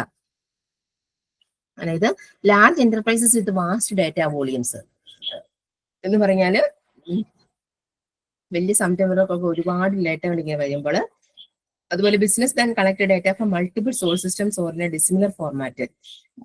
പല മൾട്ടിപ്പിൾ സോഴ്സിൽ നിന്ന് വരുന്ന ഡാറ്റകൾ വരുമ്പോഴും ഇവിടുന്ന് മൾട്ടിപ്പിൾ സോഴ്സിൽ നിന്ന് മൾട്ടിപ്പിൾ ആയിട്ടുള്ള ഫോർമാറ്റ് വരാം, ഡിസിമിലർ ആയിട്ട്, അതായത് സിമിലർ അല്ലാത്ത ഫോർമാറ്റ് വരാം.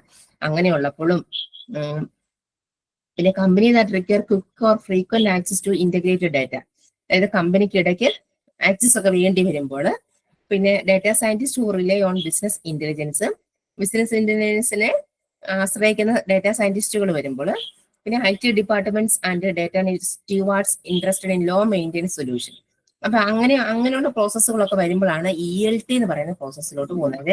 എക്സ്ട്രാക്ട് ചെയ്ത് ലോഡ് ചെയ്തതിനു ശേഷം ട്രാൻസ്ഫോം ചെയ്യുന്നത് അങ്ങനെയുള്ള പ്രോസസ്സിലോട്ട് വരുമ്പോഴാണെന്നാണ് പറയുന്നത്. ബെനിഫിറ്റ്സ് എന്ന് പറയുമ്പോൾ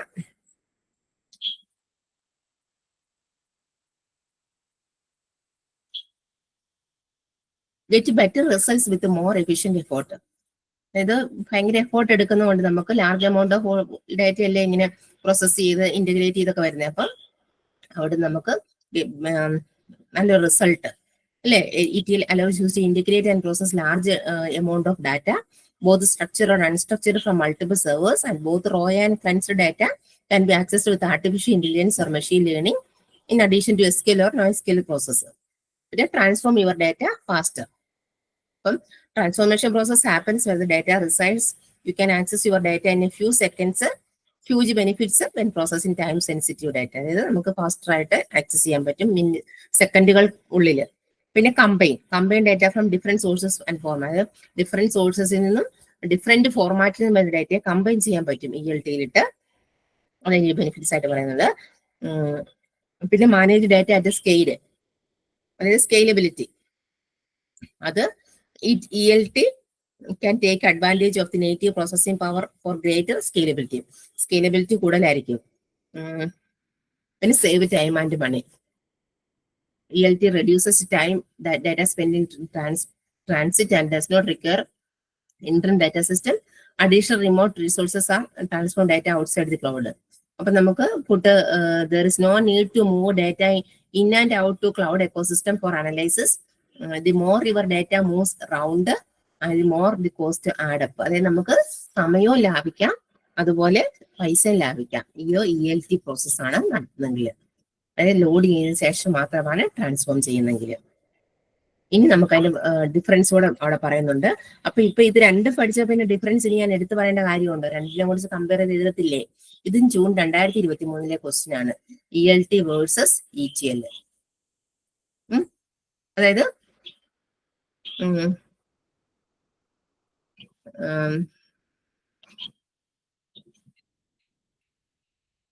എന്തൊക്കെയായിരിക്കും ഡിഫറൻസ് എന്നുള്ളത്. Load time, transformation time, complexity, data warehouse support, maintains. അപ്പൊ ഇത് നമ്മൾ ആദ്യം പഠിച്ച പോർഷനും ഈ പോർഷനും വെച്ച് കമ്പയർ ചെയ്ത് പഠിച്ചാൽ നിങ്ങൾക്ക് ഈസി ആയിട്ട് എഴുതാൻ പറ്റും. ലോഡിങ്ങിന് ശേഷമാണ് ട്രാൻസ്ഫോർമേഷനും അവിടെ ട്രാൻസ്ഫോർമേഷന് ശേഷമാണ് ലോഡിങ്. ആ ഒറ്റ പോയിന്റിൽ നിന്നുകൊണ്ട് വേണം ഇതെല്ലാം നമ്മൾ എഴുതാൻ. അപ്പൊ ലോഡ് ടൈം എന്ന് പറഞ്ഞാൽ it takes very longer to get data from source systems with target system with ETL. ETL target സിസ്റ്റത്തില് എന്തായിരിക്കും, സോഴ്സ് സിസ്റ്റത്തിൽ നിന്ന് ഡാറ്റ ലഭിക്കാൻ സമയമെടുക്കും. ELT ആണെങ്കിൽ ഓൺ ഡിമാൻഡിലായിരിക്കും. ELT performs data transformation on demand. അതായത് ELT ടാർഗറ്റ് സിസ്റ്റം ഉപയോഗിച്ച് ആവശ്യാനുസരണം ഡാറ്റ ട്രാൻസ്ഫോം ചെയ്യുകയേ ചെയ്യുന്നുള്ളൂ. അപ്പൊ കമ്പ്യൂട്ടർ പവർ ട്രാൻസ്ഫോമിനുള്ള ടൈം കുറയ്ക്കുക ചെയ്യുന്നത്. പിന്നെ കോംപ്ലക്സിറ്റി.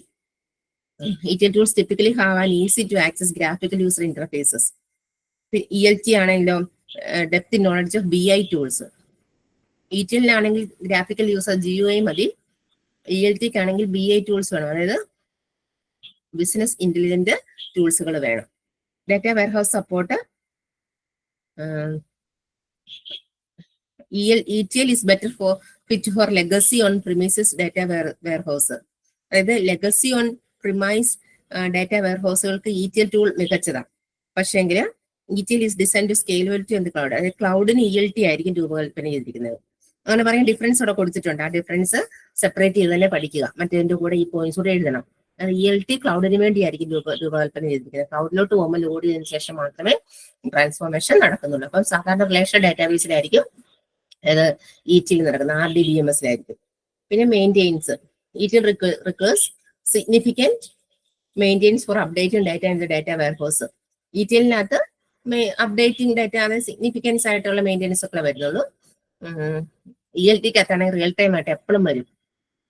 അപ്പൊ ആ പോയിന്റ്സുകൾ നോക്കി മനസ്സിലാക്കി അതുകൂടെ പോയിന്റ് ആയിട്ട് എഴുതുക. അപ്പൊ ഇത് ജൂൺ 23 ക്വസ്റ്റ്യൻ ആണെന്നൂടെ നോട്ട് ചെയ്ത് വെക്കുക. അപ്പൊ ഈ ഒരു ചാപ്റ്റർ മൂവ് ചെയ്യുന്നത് എന്താണ് ETL, എന്താണ് ELT, അതിന്റെ ഫുൾ ഫോം അനുസരിച്ച് അതനുസരിച്ച് എഴുതാൻ പഠിച്ചു വെച്ചോളാം. നമ്മുടെ 4ാമത്തെ ചാപ്റ്റർ കഴിഞ്ഞു. നമുക്ക് 5ാമത്തെ ചാപ്റ്റർ എടുക്കാം. Introduction to online analytical processing. എന്താണ് ഓൺലൈൻ അനലിറ്റിക്കൽ പ്രോസസ്സിംഗ് എന്നുള്ളത്? അതിന്റെ ഷോർട്ട് ഫോം ആണ് OLAP എന്ന് പറയാം. OLAP. OLAP.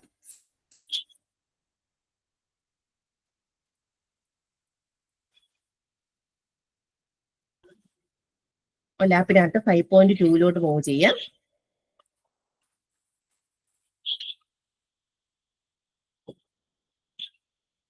Online analytical processing is a technology to analyze and process data from multiple sources at the same time.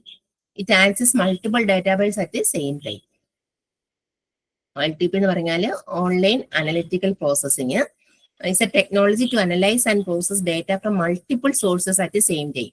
ഒരേ ടൈമിൽ നമ്മൾ പല മൾട്ടിപ്പിൾ സോഴ്സ് നമ്മൾ ആക്സസ് ചെയ്യുക. അതായത് നമുക്ക് ഓൺലൈൻ എങ്ങനെയാണ് അനലിറ്റിക്കൽ പ്രോസസ്സിംഗിലോട്ട് പോകുന്നത് നമുക്ക് നോക്കാം.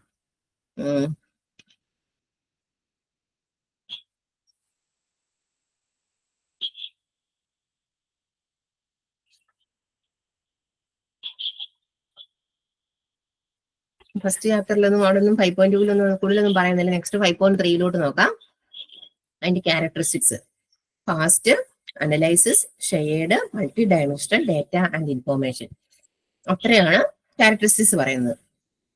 ഫാസ്റ്റ് ആയിരിക്കുന്നു, OLAP ഫാസ്റ്റ് ആയിരിക്കും എന്ന് പറഞ്ഞാൽ OLAP act as a bridge between data warehouse and front end. Hence better accessibility of data yielding fast results. അതായത് വെയർഹൗസുമായിട്ട് ഫ്രണ്ട് എൻഡുമായിട്ട് ഒരു ബ്രിഡ്ജ് ആയിട്ടായിരിക്കും ഇത് ആക്ട് ചെയ്യുന്നത്. അതുകൊണ്ട് നമുക്ക് ഡാറ്റയൊക്കെ പെട്ടെന്ന് ആക്സസ് ചെയ്യാൻ പറ്റും. ആക്സസിബിലിറ്റി കൂടുതലായിരിക്കും, അതുകൊണ്ട് ഫാസ്റ്റ് ആയിരിക്കും. പിന്നെ analysis. OLAP facilitates interactive query handling and complex analysis for the users. അതായത് ക്വറി ഹാൻഡ്ലിങ്ങും കോംപ്ലക്സ് അനലൈസിസും ഒക്കെ OLAP-നകത്ത് നല്ല രീതിയിൽ നടക്കും എന്ന് പറയുന്നു. പിന്നെ shared. OLAP operates drill down or role up activities നടത്തുന്നുണ്ട്. അതായത് നമുക്ക് നെക്സ്റ്റ് ചാപ്റ്ററിൽ അതാ, നെക്സ്റ്റ് പേജിൽ അതാ OLAP ഒക്കെ എന്താണ് പഠിക്കേണ്ടത്, അല്ലെ ROLAP, MOLAP, drill down, roll up, roll down ഒക്കെ പഠിക്കാം. അപ്പൊ ആ ഒരു ഷെയർഡ് കൺസെപ്റ്റ്, അതായത് വലിയ ഫയലിനെ ചെറുതാക്കുന്നു, ചെറിയ ഫയലിനെ സ്പ്ലിറ്റ് അല്ല വലിയ ഫയലിനെ സ്പ്ലിറ്റ് ചെയ്ത് ഒന്നിനെ നമ്മൾ ഡെയിലി കാണിക്കുന്ന ഡാറ്റയെ മന്ത്ലി ആക്കി കാണിച്ചില്ല വീക്കിലി ആക്കി കാണിക്കുക. അങ്ങനെയൊക്കെയാണ് ഈ ഷെയർഡിന്റെ concept drill down, roll up പറയുന്നത്. പിന്നെ മൾട്ടി ഡയമെൻഷണൽ കൺസെപ്റ്റൽ വ്യൂ ആയിരിക്കും. അതായത് ഡിഫറെന്റ് യൂസേഴ്സ് ആയിട്ട് ഡിഫറെന്റ് ലെവൽസിലെ എല്ലാം മൾട്ടി ഡയമെൻഷണൽ, പല ഡയമെൻഷൻ കൊണ്ട് ആക്സസ് ചെയ്യാൻ പറ്റും. അതായത് നമ്മൾ ഓർക്കുമ്പോൾ നമുക്ക് ആകെപ്പാടെ ഒരു 2 ഡയമെൻഷൻ അറിയത്തുള്ള റോയും കോളും അല്ലേ. നമ്മളിപ്പോ എക്സലിനകത്ത് ഡാറ്റ കൊടുക്കുന്ന റോയും കോളും ആയിട്ട് മാത്രമല്ലേ. അതുകൂടാതെ 2 ഡയമെൻഷനേ ഉള്ളൂ. അതുകൂടാതെ മൾട്ടി ഡയമെൻഷനിൽ ക്യൂബ് ഫോമിൽ ഡാറ്റ എടുക്കാൻ പറ്റും. പിന്നെ data informations calculation power the complex queries and data. It does not be visualization using graphs and chart. It does data, അതായത് ഗ്രാഫും ചാർട്ടും ഒക്കെ വെച്ച് വേണമെങ്കിൽ ഡാറ്റയെ ഇൻഫോർമേഷൻസിനൊക്കെ വ്യൂ ചെയ്യാൻ പറ്റും. അത്രയാണ് ഇതിന്റെ ക്യാരക്ടറിസ്റ്റിക്സ് പറയുന്നത്. OLAP and multi dimension analysis നമുക്ക് നോക്കാം. Multi dimensional data modelling provides എന്തൊക്കെയായിരിക്കും? മൾട്ടി ഡയമെൻഷൻ പറയുമ്പോൾ പല ഡയമെൻഷൻ ഓർക്കുക. അതായത് ക്യൂബ് നമ്മളിപ്പോ എടുക്കുമ്പോൾ റോയിങ് കോളോ അല്ല ക്യൂബിന്റെ ഫേസുകളൊക്കെ നമുക്കറിയാം. 6 places ഉള്ള ക്യൂബ്, 8 faces ഉള്ള ക്യൂബുകളൊക്കെ ഇല്ലേ?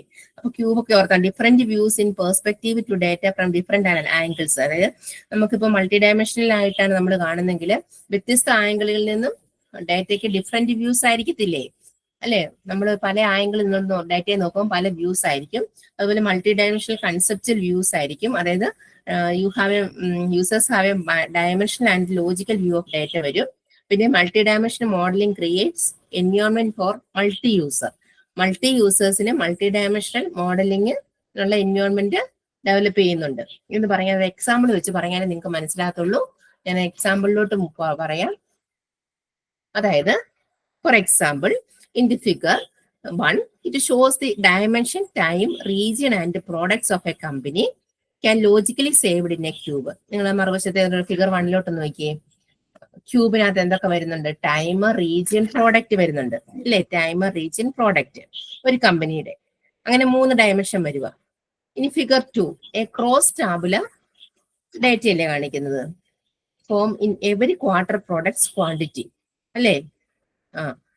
അതായത് അവിടെ നമുക്കൊരു ക്വാർട്ടറിലെ കാണിക്കുക. അതായത് quarter 1, quarter 2, quarter 3, quarter 4 ABC എന്ന് പറയുന്ന ഇപ്പൊ കമ്പനികളുടെ എന്തെങ്കിലും ആ റീജിയനിൽ വന്നതിന്റെ സെയിൽ ലെവൽ നടക്കുന്നതായിട്ട് കാണിക്കുക. In figure 1 products, time and regions, these dimensions can be combined into cubes. You can imagine, ഒന്ന് ഇമാജിൻ ചെയ്ത് നോക്കിയാൽ അപ്പൊ അതിനെ ക്യൂബ് ആക്കിയാൽ എങ്ങനെ ഇരിക്കും? Product, time, region. Product ABC, time എന്ന് പറയുന്നത് ക്വാർട്ടർലി ആയിരിക്കും. 3 മാസം അല്ലെ 6 മാസം കൂടുമ്പോൾ നമുക്ക് അങ്ങനെ 3 മാസം. പിന്നെ റീജിയൻ എന്ന് പറയുമ്പം സൗത്തോ ഈസ്റ്റോ വെസ്റ്റോ ആകാം അല്ലെ? അപ്പൊ നമ്മൾ ആ ക്യൂബ് റെപ്രസെന്റേഷനും അല്ലാത്ത റെപ്രസെന്റേഷനും ഒന്ന് ഇമാജിൻ ചെയ്ത് നോക്കാൻ. അപ്പൊ using A spreadsheet metaphor with the time dimension as the column and product dimension as the rose. If you add data in this view such as unit sold, that would be in a measure. Measures can be any quantity such as revenue, expense, unit statistics, or any text or numerical value. If you consider adding a third dimension region, when you imagine each region being represented as an additional spreadsheet in this is how to work when you are limited 2-dimensional spreadsheet. അല്ലേ? അപ്പൊ നമ്മൾ ഓർത്ത് നോക്കി ഇങ്ങനെ ഒരു കാര്യം നമ്മൾ 2 ഡയമെൻഷനിൽ spreadsheet നമ്മൾ ചെയ്തിട്ടുള്ളൂ. അപ്പം 3rd ഡയമെൻഷൻ റീജിയൻ കൂടി കൺസിഡർ ചെയ്യുകയാണെങ്കിൽ അഡീഷണൽ സ്പ്രെഡ്ഷീറ്റുകൾ യൂസ് ചെയ്ത് നമുക്ക് ചെയ്യാനാകുമെന്ന് നമുക്കൊന്ന് ഇമാജിൻ ചെയ്യാം. അങ്ങനെ പോലെ ബട്ട് OLAP ക്യൂബുകൾ 3 ഡയമെൻഷൻസും ഒറ്റ ഡാറ്റാ സെറ്റുമായിട്ട് നമുക്ക് റെപ്രസെന്റ് ചെയ്യാൻ പറ്റുമെന്ന്. അതുമൂലം ഏത് ആംഗിൾസിൽ നിന്ന് വേണമെങ്കിൽ ഡാറ്റയെ വ്യൂ ചെയ്യാൻ പറ്റും.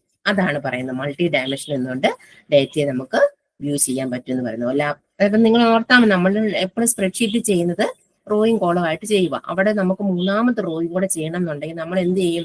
അപ്പൊ വേറൊരു സ്പ്രെഡ്ഷീറ്റ് യൂസ് ചെയ്തുകൊണ്ട് നമ്മൾ ഇമാജിൻ ചെയ്യുക ഒരു സ്പ്രെഡ്ഷീറ്റ് കൂടെ ആഡ് ചെയ്താൽ അങ്ങനെ ചെയ്യാൻ പറ്റുമോ എന്ന് നമ്മൾ നോക്കുക. എങ്ങനെയായിരിക്കും റോയിങ് കോളം കൂടാതെ ക്യൂബിക് ഫോമിൽ ഡാറ്റ കൊടുക്കുന്നതെന്ന്. അപ്പം എന്തായിരിക്കും? അതായത് ക്യൂബ് ഫോമിൽ ഡാറ്റ സെറ്റ് ചെയ്യുന്നതിന് എങ്ങനെയാണെന്നതിനെ കുറിച്ചാണ് നമുക്കിത് പറയാൻ പോകുന്നത്. അപ്പൊ നിങ്ങൾ പിവോട്ട് ടേബിളുകളൊക്കെ എക്സലിൽ പഠിച്ചിട്ടില്ലേ? പിവോട്ട് ടേബിൾ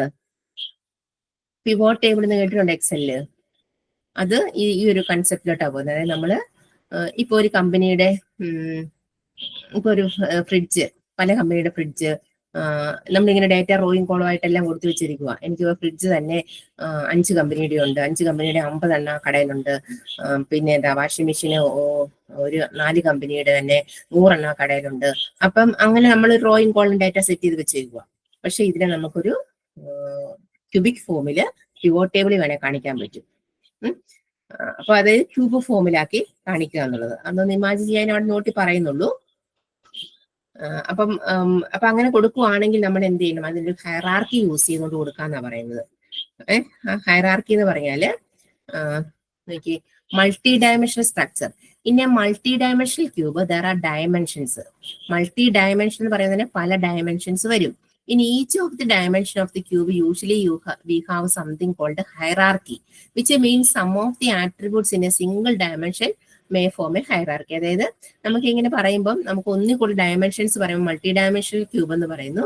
അപ്പൊ അത് നമ്മൾ റെപ്രസെന്റ് ചെയ്യുന്ന ഒരു ഹൈറാർക്കി മുഖേന, ഹൈറാർക്കി നിങ്ങൾക്ക് പറയുമ്പോൾ അറിയാം അല്ലെ, നമുക്ക് മേളിൽ നിന്ന് താഴോട്ട് അല്ലെ താഴെ നിന്ന് മേളിലോട്ട് നമ്മൾ പല ഇതായിട്ട് കൊടുക്കുമ്പോൾ നമുക്ക് ഹൈറാർക്കി രീതി റെപ്രസെന്റ് ചെയ്യുന്ന പറയാൻ പറ്റും. ഓക്കെ, ഒരു പ്രോഡക്റ്റിന്റെ hierarchy, concept hierarchy of a product എന്ന് പറഞ്ഞ് കൊടുത്തിരിക്കുന്നുണ്ടോ? നോട്ട് ചെയ്ത് നോക്കിയേ. Department, category, sub category, brand, product, അങ്ങനെ പോയിരിക്കുന്നുണ്ടോ? അതൊരു ഹൈറാർക്കിയാണ്. അല്ലെ തൊട്ട് താഴെ concept of hierarchy of time dimension, time ഡയമെൻഷന്റെ ഹൈറാർക്കി കൊടുത്തിട്ടുണ്ടോ? ടൈം എന്ന് പറയുമ്പോൾ നമ്മൾ എങ്ങനെ ഈ ഇയർ ആണോ, ക്വാർട്ടർ ആണോ, മന്ത് ആണോ, വീക്ക് ആണോ, ഡെയിലി ആണോ? അതല്ലേ ടൈം കൊണ്ട് ഉദ്ദേശിക്കുന്നത് അല്ലെ? എത്ര ദിവസം കൊണ്ട് ഒരു ജോബ് തീർക്കണം, എത്ര മാസം കൊണ്ട് ഒരു ജോബ് തീർക്കണം, അല്ലെ എത്ര ആഴ്ച കൊണ്ട്, അല്ലെ ഒരു മാസം, ഒരു വർഷം എടുക്കണോ, അങ്ങനെയല്ലേ നമ്മൾ ചോദിക്കുന്നത്. അപ്പൊ അങ്ങനെ നമുക്കൊരു ഹൈറാർക്കി രീതിയിലുള്ള ഡേറ്റയൊക്കെ നമുക്ക് മൾട്ടി ഡയമെൻഷണൽ ക്യൂബിലോട്ട് റെപ്രസെന്റ് ചെയ്ത് വെക്കാൻ പറ്റുമെന്നാണ് പറയുന്നത്.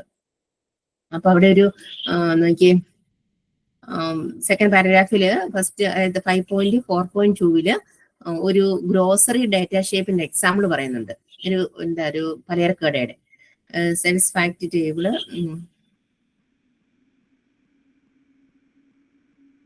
അതായത് let's use one hour grocery database as an example. The cells fact table on which multiple dimensions. One of the dimensions is the product dimension, and in the product dimension we can find naturally the following hierarchy. The data has been organized into multiple dimensions. At each level of dimension contains multiple levels of abstraction depending the concept of hierarchy. It provides flexibility of view of data from different angles. അതായത് അതാ പറഞ്ഞത്. അതായത് നമ്മളിപ്പോ ഒരു product എടുക്കുവാണെങ്കിൽ ആ product ഏത് ബ്രാൻഡിൽ വരുന്നു, ആ ബ്രാൻഡ് ഏതിന്റെ സബ് കാറ്റഗറി വന്നിട്ടാണ് മെയിൻ കാറ്റഗറി പോയിട്ടാണ് അത് ഏത് ഡിപ്പാർട്ട്മെന്റിലോട്ടാണ് പോകുന്നത് എന്നുള്ളത് നമ്മൾ നോക്കുന്നത്. അതായത് പ്രോഡക്റ്റിന്റെ ഡയമെൻഷന് we can find a hierarchy. പ്രോഡക്റ്റിന്റെ ഡയമെൻഷൻ എന്നുകൊണ്ട് നമുക്കൊരു ഹൈറാർക്കി ഫൈൻഡ് ചെയ്യാൻ പറ്റും എന്നുള്ളതാണ് പറയുന്നത്. അപ്പൊ മൾട്ടി ഡയമെൻഷൻ ഇവിടെ ഓർത്താൽ മതി. അപ്പൊ മൾട്ടി ഡയമെൻഷൻ ആണെങ്കിൽ അവിടെ മൾട്ടി ഡയമെൻഷൻ ഓപ്പറേഷൻസ് ഒക്കെ എങ്ങനെ നടക്കും? അതായത് there are 4 types of overlap operations: roll up, drill down, slice and dice, pivot. ഇത് വെരി വെരി ഇമ്പോർട്ടന്റ് ആണ്. പ്രീവിയസ് ഇയർ ക്വസ്റ്റ്യൻ പേപ്പർ ചോദിച്ചിട്ടുണ്ട്. ഡിഫറൻസ് ആയിരിക്കും ചിലപ്പോൾ ചോദിക്കുന്നത്. റോൾ അപ്പും ഡ്രിൽ ഡൗണും ഒക്കെ അങ്ങനെ ഡിഫറൻസ് ആയിരിക്കാം. ചിലപ്പോൾ ഓവർലാപ്പ് ഓപ്പറേഷൻസ് ചോദിക്കാം. അപ്പോൾ മൾട്ടി ഡയമെൻഷൻ എന്ന് പറയുമ്പം ഡേറ്റ ക്യൂബുകളെയാണ് മൾട്ടി ഡയമെൻഷൻ നമ്മൾ ആദ്യമേ ഓർക്കുക. ഡേറ്റ ക്യൂബുകൾ. അപ്പൊ മൾട്ടി ഡയമെൻഷണൽ മോഡലിൽ ഡേറ്റ ക്യൂബ്സ് ആയിട്ടാണ് നമ്മൾ ഫോമിൽ യൂസ് ചെയ്യുന്നത്. അപ്പോൾ ഒരു മൾട്ടിപ്പിൾ ഡയമെൻഷനിലെ ഡേറ്റയെ നമ്മൾ വ്യൂ ചെയ്യുകയാണ്. അതായത് ഫാക്ട് ആൻഡ് ഡയമെൻഷൻസ് എന്നുള്ള കൺസെപ്റ്റില്. Fact and dimension. അതായത് ഒരു നോർമൽ ഡേറ്റാബേസ് എടുത്താൽ നമുക്ക് 2 ഡയമെൻഷനേ ഉള്ളൂ. നോർമൽ ഡേറ്റാബേസ് നമ്മൾ SQL പഠിക്കുമ്പോൾ നമുക്കറിയാം 2 ഡയമെൻഷനേ ഉള്ളൂ. അതായത് റോയും കോളും. പക്ഷെ ഫാക്റ്റും ഡയമെൻഷൻസും നമുക്ക് വേറെ ടേബിളുകൾ കൊടുക്കാൻ പറ്റും. അതായത് ഡേറ്റ ക്യൂബ് എന്ന് പറയുമ്പോൾ ഒരു 3D വ്യൂവിലാണ് പറയുന്നത്.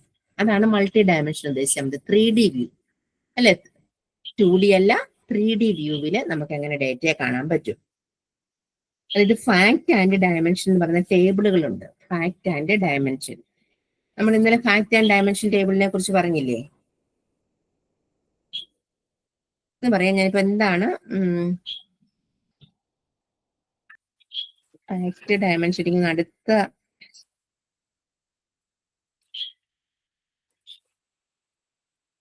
ഫാക്ട് ടേബിള് അടുത്ത ചാപ്റ്റർ ആണ് തോന്നുന്നല്ലേ. നോക്കട്ടെ, ഒരു മിനിറ്റ് ഒന്ന് നോക്കിയോട്ടെ. അല്ലെ നമ്മൾ ഇന്നലെ പറഞ്ഞില്ലേ ഫാക്ട് ടേബിളും ഡയമെൻഷൻ ടേബിളും അല്ലെ. അപ്പം നമുക്ക് ഓർത്താൽ മതി ഫാക്റ്റും ഡയമെൻഷൻസും എങ്ങനെ റിലേറ്റ് ചെയ്ത് 3D ക്യൂബിലോട്ട് 3D വ്യൂവിലോട്ട് പോകാൻ പറ്റുന്നത്. നമ്മളിതിലെ സ്റ്റാർ സ്കീമ അല്ലെങ്കിൽ എന്താ star schema, snowflake schema, fact constellation ഒക്കെ പഠിച്ചപ്പോൾ ഫാക്റ്റും ഡയമെൻഷനും പറഞ്ഞില്ലേ. ഫാക്ട് ടേബിളിന് അതായത് ഒരു ഫാക്ട് ടേബിൾ കാണും, ഫാക്ട് ടേബിൾ പല ഡയമെൻഷനിലോട്ട് പോകാം എന്നുള്ള കൺസെപ്റ്റ്. അപ്പൊ ആ കൺസെപ്റ്റ് കൂടി ഓർത്താൽ മതി. എന്നിട്ട് എന്താ പ്രൈമറിക്ക് വെച്ച് അതിനെ അതായത് എല്ലാ ടേബിളിലെയും എല്ലാ ഡയമെൻഷൻ ടേബിളിലെയും ഒരു കീ ഫാക്ട് ടേബിളിൽ വന്നിരിക്കും. എന്നിട്ട് പരസ്പരം കണക്ട് ആണ് നമ്മൾ ഇന്നലെ ഫിഗറിൽ പറഞ്ഞ് മനസ്സിലാക്കി. അപ്പൊ അങ്ങനെ ഓർത്താൽ മതി. അതിനെ നമ്മളൊരു ക്യൂബായിട്ട് അങ്ങനെ റെപ്രസെന്റ് ചെയ്യാൻ പറയുന്നുള്ളതാണ് ഇപ്പൊ ഈ പറയാൻ പോകുന്നത്.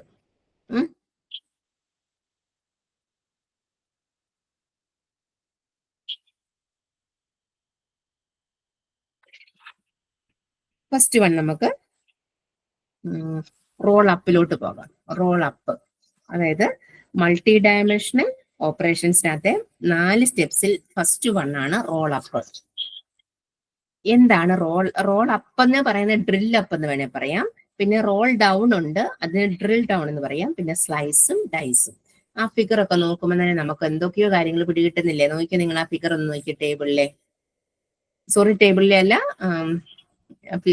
ടെക്സ്റ്റിലെ ഫിഗർ ഒന്ന് നോക്കി. അതായത് ക്യൂബ് ഫോമില്, പിന്നെ റോയിൻ കോളവുമായിട്ടൊക്കെ ഡാറ്റ കൊടുത്തിരിക്കുന്ന കണ്ടോ? ക്യൂബ് ഫോമിലാണ് ഡാറ്റ കൊടുത്തിരിക്കുന്നത്. First one role up or drill up എന്ന് വേണമെങ്കിൽ പറയാം. Role up or drill up എന്ന് പറഞ്ഞാൽ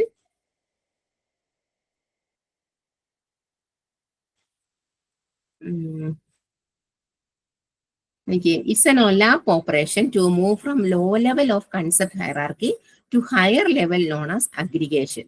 It can be performed by reducing the dimension as well. അതായത് ഡയമെൻഷൻ കുറയ്ക്കുക എന്നുള്ളതാണ് ഏത് റോൾ അപ്പ് കൊണ്ട് ഉദ്ദേശിക്കുന്നത്. അതായത് ഡയമെൻഷൻ കുറയ്ക്കുക എന്ന് പറഞ്ഞാൽ നമുക്ക് moving from more detailed data to less detailed data ആകും ഡയമെൻഷൻ കുറയ്ക്കുമ്പോൾ, അല്ലേ? ഡീറ്റെയിൽ ആയിട്ട് കിടക്കുന്ന ഡാറ്റ നമ്മൾ ലെസ് ഡീറ്റെയിൽ ഡാറ്റ ആക്കുക. അതാണ് നമ്മൾ റോൾ അപ്പ് കൊണ്ട് ഉദ്ദേശിക്കുന്നത്.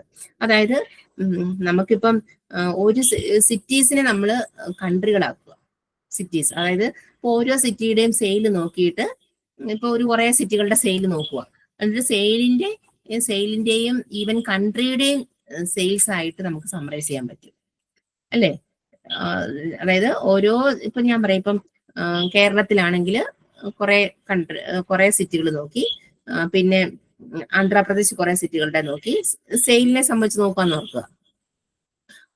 പിന്നെ ഡൽഹി നോക്കി, പിന്നെ നമ്മൾ വേറെ രാജ്യത്ത് പോയി, അങ്ങനെ ഗൾഫ് കൺട്രീസിൽ പോയി അവിടത്തെ സ്റ്റേറ്റിന്റെ നോക്കി, അങ്ങനെ കിടക്കുന്ന ഒരു ഡേറ്റയാന്ന് ഓർക്കുക. നമ്മളുടെ ക്യൂബ് ഫോമിൽ കിടക്കുന്ന ഡേറ്റയെ നമ്മൾ സമ്മറൈസ് ചെയ്ത് ഡയമെൻഷൻസ് കുറച്ച് കൊണ്ടിരുന്നതിനാണ് നമ്മൾ റോളപ്പ് എന്ന് പറയുന്നത്. ആ ഓരോ സിറ്റിയുടെ സെയിൽ നോക്കിയിട്ട് ആ സ്റ്റേറ്റിനെ എടുത്തു, ആ സ്റ്റേറ്റിനെ നമ്മൾ ഈവൻ കൺട്രിയുടെ ബേസിലോട്ട് കൊണ്ടുപോയി, അല്ലെ? ഇപ്പൊ കേരളത്തിൽ നിന്ന് ഒരു 5 സിറ്റി എടുത്തു, 5 സിറ്റിയും കൂടെ ഒരു സ്റ്റേറ്റ്, കേരളം എന്നുള്ള സ്റ്റേറ്റ് ആക്കി വെച്ചു. ആ കേരളം എന്നുള്ള സ്റ്റേറ്റ് എന്ന് പറഞ്ഞാൽ ഇന്ത്യ എന്നുള്ള കൺട്രിയിലോട്ട് കൊണ്ടുപോയി. അപ്പൊ ഇന്ത്യ എന്ന് അങ്ങനെ ആകുമ്പോൾ നമുക്ക് എന്ത് ചെയ്യാം? ഈ റോയിങ് കോളം, അതേ ക്യൂബിനെ നമ്മൾ മാറ്റി റോയിങ് കോളത്തിലോട്ടാക്കി വെക്കാം എന്നാണ് ആ കൺസെപ്റ്റ് ആണ് റോൾ അപ്പ് കൊണ്ട് ഉദ്ദേശിക്കുന്നത്. കാര്യം മനസ്സിലാകുന്നുണ്ടല്ലോ? അതായത് in the example, following example പറഞ്ഞിരിക്കുന്നത് multi dimensional cube containing the products of home appliances like laptop, furniture, mobile and kitchen appliances. അതായത് നമുക്ക് വീട്ടിൽ വേണ്ട കാര്യങ്ങളിലെ അല്ലെ ലാപ്ടോപ്പും ഫർണിച്ചറും മൊബൈലും കിച്ചൺ അപ്ലയൻസസും ഉണ്ട്. If the manager wants to view sales in the product of quarterly, roll up operation can be performed on these category. അതായത് ആ ഒരു കടയിലെ മാനേജർ പറയാണ്, എനിക്ക് ക്വാർട്ടർലി കണ്ടാൽ മതി, 3 മാസം കൂടുമ്പോൾ ഉള്ള കണക്കുകൾ കണ്ടാൽ മതി എന്ന് പറഞ്ഞാല് നമ്മൾ എഴുതി വെച്ചിരിക്കുന്നത് ചിലപ്പോൾ എന്തായിരിക്കും? ഡെയിലി ആയിരിക്കും, അല്ലെ? ഡെയിലി എത്ര ട്രാൻസാക്ഷൻ നടന്നെന്നായിരിക്കും നോട്ട് ചെയ്ത് വെച്ചിരിക്കുന്നത്. അതിനെ അവർ പറയുന്നത് എനിക്ക് 3 മാസം കൂടുമ്പോൾ കണ്ടാൽ മതി. അങ്ങനെയാണെങ്കിൽ നമ്മൾ എന്ത് ചെയ്യും? അതിനെ 1 മാസം ആക്കും. ആദ്യമേ ആ ഡെയിലി ഉള്ളതിനെ നമ്മൾ ഒരാഴ്ചയിൽ എത്ര ട്രാൻസാക്ഷൻ നടന്നു, എത്ര സാധനം വിറ്റ് പോയെന്നാക്കും. ഡെയിലി ഇപ്പൊ 10 എണ്ണം നടന്നു, ഇപ്പം തിങ്കളാഴ്ച 10 എണ്ണം നടന്നു, ചൊവ്വാഴ്ച 5 എണ്ണേ ഉള്ളൂ, ബുധന 6 എണ്ണം ഉണ്ട്. അങ്ങനെ നമ്മൾ കൂട്ടി ആ ഒരാഴ്ച 50 ട്രാൻസാക്ഷൻ നടന്നെങ്കിൽ 50 ട്രാൻസാക്ഷൻ എന്ന് വെച്ചു. എന്നിട്ട് നമ്മൾ ആ ഒരു മാസത്തിൽ 4 ആഴ്ചയാണെങ്കിൽ 4 ആഴ്ചയിലും കൂടെ എത്രയെന്ന് വെച്ചിട്ട് അങ്ങനെ മാസം എടുത്തു. എന്നിട്ട് അതിനെ 3 മാസമാക്കി കാണിച്ചു. മനസ്സിലാവുന്നുണ്ടോ? വലിയ ഡാറ്റയിൽ നിന്നുകൊണ്ട് നമ്മൾ സമ്മറൈസ് ചെയ്ത് റിഡക്ട് ചെയ്ത് ഡയമെൻഷൻസ് കുറച്ച് ഡാറ്റയെ സമ്മറൈസ് ചെയ്ത് കാണിക്കുന്നതിനാണ് റോൾ അപ്പ് എന്ന് പറയുന്നത്. ഇനി എക്സാമ്പിളിലോട്ട് നോക്കിയിട്ട് നിങ്ങൾക്ക് ഈസി ആയിട്ട് മനസ്സിലാക്കാൻ പറ്റും. ഉണ്ടോ? ക്വാർട്ടർലി മൊബൈല്, ലാപ്ടോപ്പ്, ഇതിനെല്ലാം കൂടെ നമ്മൾ ക്വാർട്ടറിൽ തിരിച്ച് ഡിസ്പ്ലേ ചെയ്ത് വെച്ചിരിക്കുന്നു. ഇനി സെക്കൻഡ് വൺ പറയുന്നത് ഡ്രിൽ ഡൗൺ. അത് നേരെ ഓപ്പോസിറ്റ് ആയിരിക്കത്തില്ലേ? റിവേഴ്സ് ഓഫ് റോൾ അപ്പ്, അല്ലേ? ഡ്രിൽ, അതായത് റോൾ ഡൗൺ അത് ഉദ്ദേശിക്കുന്നത്. ലെസ് ഡീറ്റെയിൽഡ് ഡാറ്റയെ മോർ ഡീറ്റെയിൽഡ് വ്യൂ ആയിട്ട് നമ്മൾ കാണിക്കുക. അപ്പം ഇത് നേരെ തിരിച്ചിട്ടാ പോരെ, അല്ലേ? അതായത് നമ്മൾ കൂടുതൽ ഡയമെൻഷൻസ് കൊടുത്തുകൊണ്ട് ഡേറ്റയെ റിപ്രസെന്റ് ചെയ്യുന്നതിനാണ് നമ്മൾ drill down or role up എന്ന് പറയുന്നത്. അപ്പൊ ഒരെണ്ണം പഠിച്ചു വെച്ചാൽ നമുക്ക് അതിനെ വെച്ച് ബാക്കി ഐഡന്റിഫൈ ചെയ്ത് എഴുതത്തില്ലേ, അല്ലേ? അഡീഷണൽ ഡയമെൻഷൻസ് ഒക്കെ ആഡ് ചെയ്തുകൊണ്ട് in this process scaling down from higher level to the lower level of data broken into smaller parts. നമ്മള് ക്വാർട്ടർലി നമ്മളിപ്പോ ഓഫീസ് മാനേജറിങ് വന്നു, ഇങ്ങനെ നമ്മുടെ ലാപ്ടോപ്പും ഫർണിച്ചറും ഒക്കെ ഉള്ളൊരു കടയാണ് നമ്മൾ യൂസ് ചെയ്യുന്നതെങ്കിൽ ആ അവിടുത്തെ മാനേജർ വന്നിട്ട് പറയാണ് എനിക്ക് മന്ത്ലി കാണണം, അല്ലെ വീക്കിലി കാണണം എന്ന് പറയുക. പ്രോസസ്സിങ് അല്ലെ ട്രാൻസാക്ഷൻ വീക്കിലിയുടെ റിപ്പോർട്ട് തരണം പറയാൻ നമ്മൾ ചിലപ്പോൾ 3 മാസത്തെ ആയിരിക്കും എടുത്ത് വെച്ചിരിക്കുന്നത്. അപ്പൊ നമ്മളിതിനെ തിരിക്കുമല്ലേ, 3 മാസത്തേനകത്തുനിന്ന് 1 മാസത്തെ എടുത്ത് 1 മാസം ഒരാഴ്ചത്തെ എടുത്ത് ഡിസ്പ്ലേ ചെയ്ത് കാണിക്കും, നേരെ തിരിച്ച്. ഇനി സ്ലൈസ് എന്ന് പറഞ്ഞാൽ 2 ഡയമെൻഷണൽ വ്യൂ ആയിരിക്കും, 2 ഡയമെൻഷനേ ഉള്ളൂ, റോയും കോളും. എക്സാമ്പിൾ കാണുമ്പോഴേ ഐഡന്റിഫൈ ചെയ്യാൻ പറ്റും, അല്ലേ? അതായത് is another OLAP operation to fetch the data. In this query, 1 dimension is triggered in the database and a new subcube is created. അതായത് ഡേറ്റാബേസിന്റെ ഇന്റഗ്രിറ്റി നിലനിർത്തിക്കൊണ്ട് പുതിയ ക്യൂബ് ജനറേറ്റ് ചെയ്യുക. അതായത് ഇപ്പം അതിനൊരു എക്സാമ്പിൾ പറയുകയാണെങ്കിൽ എന്താ, ഇപ്പൊ ബ്രെഡില്ലേ, നമ്മൾ കഴിക്കുന്ന ബ്രെഡിന്റെ ഒക്കെ ഫുൾ പാക്കറ്റ് ഉണ്ടെങ്കിൽ അതിന് അതിൽ ബ്രെഡിനെ നമുക്ക് ഓരോ സ്ലൈസ് ആക്കി മാറ്റാൻ പറ്റും. അപ്പൊ ആ ഒരു കൺസെപ്റ്റിലാണ് ഇവിടെ നമ്മൾ യൂസ് ചെയ്യുന്നത്. ബ്രെഡിന്റെ ഫുൾ പാക്കറ്റ് ഇങ്ങനെ ഇരിക്കുക, അതായത് അതിനെ നമ്മൾ ഓരോ സ്ലൈസ് ആക്കി മാറ്റി വെക്കുക. അപ്പൊ ആ ഒരു കൺസെപ്റ്റ് നമുക്ക് സ്ലൈസ് എന്ന് പറയുന്നത് 2 ഡയമെൻഷണൽ ആക്കി നമുക്ക് പറയാൻ പറ്റും. അതായത് ക്വാർട്ടർ.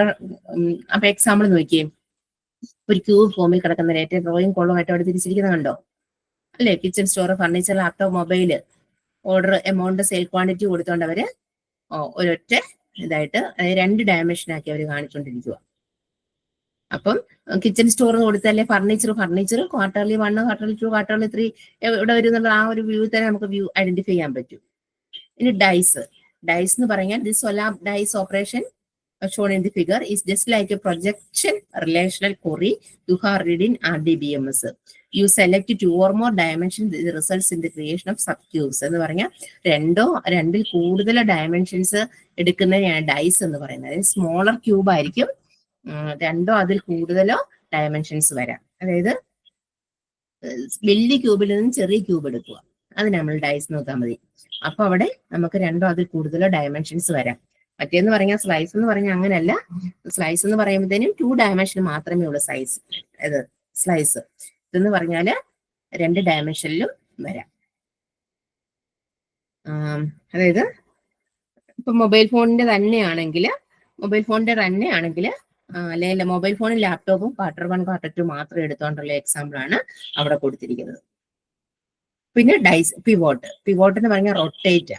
അതായത് this OLAP operation fixes one attribute as a pivot and rotate the cube to fetch the results, just like an inverted spreadsheet giving a different perspective. അതായത് ഞാൻ പറഞ്ഞില്ലേ, നമ്മളൊരു 2D കാണുന്നത് നമ്മൾ 3D ആക്കുക, 3D സീരീസിനെ അല്ല 2D ആക്കുക. It's A visualisation operation. അത് വിഷ്വലൈസേഷൻ മാറ്റുക അതിനാണ് നമ്മൾ പിവോട്ട് എന്ന് പറയുന്നത്. പിവോട്ട് ടേബിൾ നമ്മൾ എക്സൽ പഠിച്ചിട്ടുണ്ട്. അങ്ങനെ ഈ ഇത്രയും 4 രീതിയിൽ നമുക്ക് എന്ത് ചെയ്യാൻ പറ്റും, OLAP ഓപ്പറേഷൻസ് കൈകാര്യം ചെയ്യാൻ പറ്റും. ഇത് ഇമ്പോർട്ടന്റ് ആണ് കേട്ടോ. Roll up, drill down, slice and dice, pivot example സഹിതം എഴുതി പഠിച്ചോണം. Next OLAP functions. ഫങ്ഷൻസ് എന്ന് പറയുന്നത് കൂടുതലായിട്ടൊന്നും ഇവിടെ പറയുന്നില്ല. ഇൻസേർട്ട്, സെലക്ട്, പോപ്പുലേറ്റ്, ഈ SQL കമാൻഡ്സിനെ പോലെ തന്നെ യൂസ് ചെയ്യാൻ പറ്റുന്ന ഫങ്ഷൻസ് എവിടെയുള്ളൂ, ഈ ഒരു OLAP ഫങ്ഷൻസിനകത്ത് വരുന്നുള്ളൂ. OLAP function provide data mining functionalities and data analysis. Detailed data analysis and values are supported with OLAP functions. OLAP functions use SQL commands like insert, select, populate on tables or views. നമ്മൾ insert select ഒക്കെ നമ്മൾ populate SQL-നകത്തുണ്ടോ? ഒക്കെ നമ്മൾ പഠിച്ചിട്ടുണ്ട് അല്ലെ? എന്തായാലും insert selection ഒക്കെ അറിയത്തില്ലേ? അപ്പൊ ആ കമാൻഡ്സുകൾ മാത്രമേ OLAP-നകത്തും യൂസ് ചെയ്യുന്നത്. Next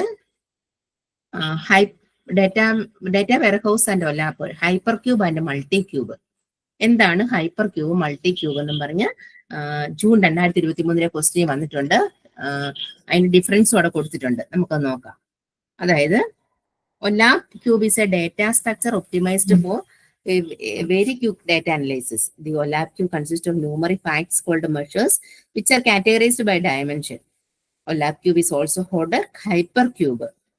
We can say the multidimensional databases are seen in hypercube or multicube. അതായത് OLAP ക്യൂബിനെ എന്താണ് പറയുന്നത്, വേറൊരു പേരാണ് ഹൈപ്പർക്യൂബ് എന്ന്.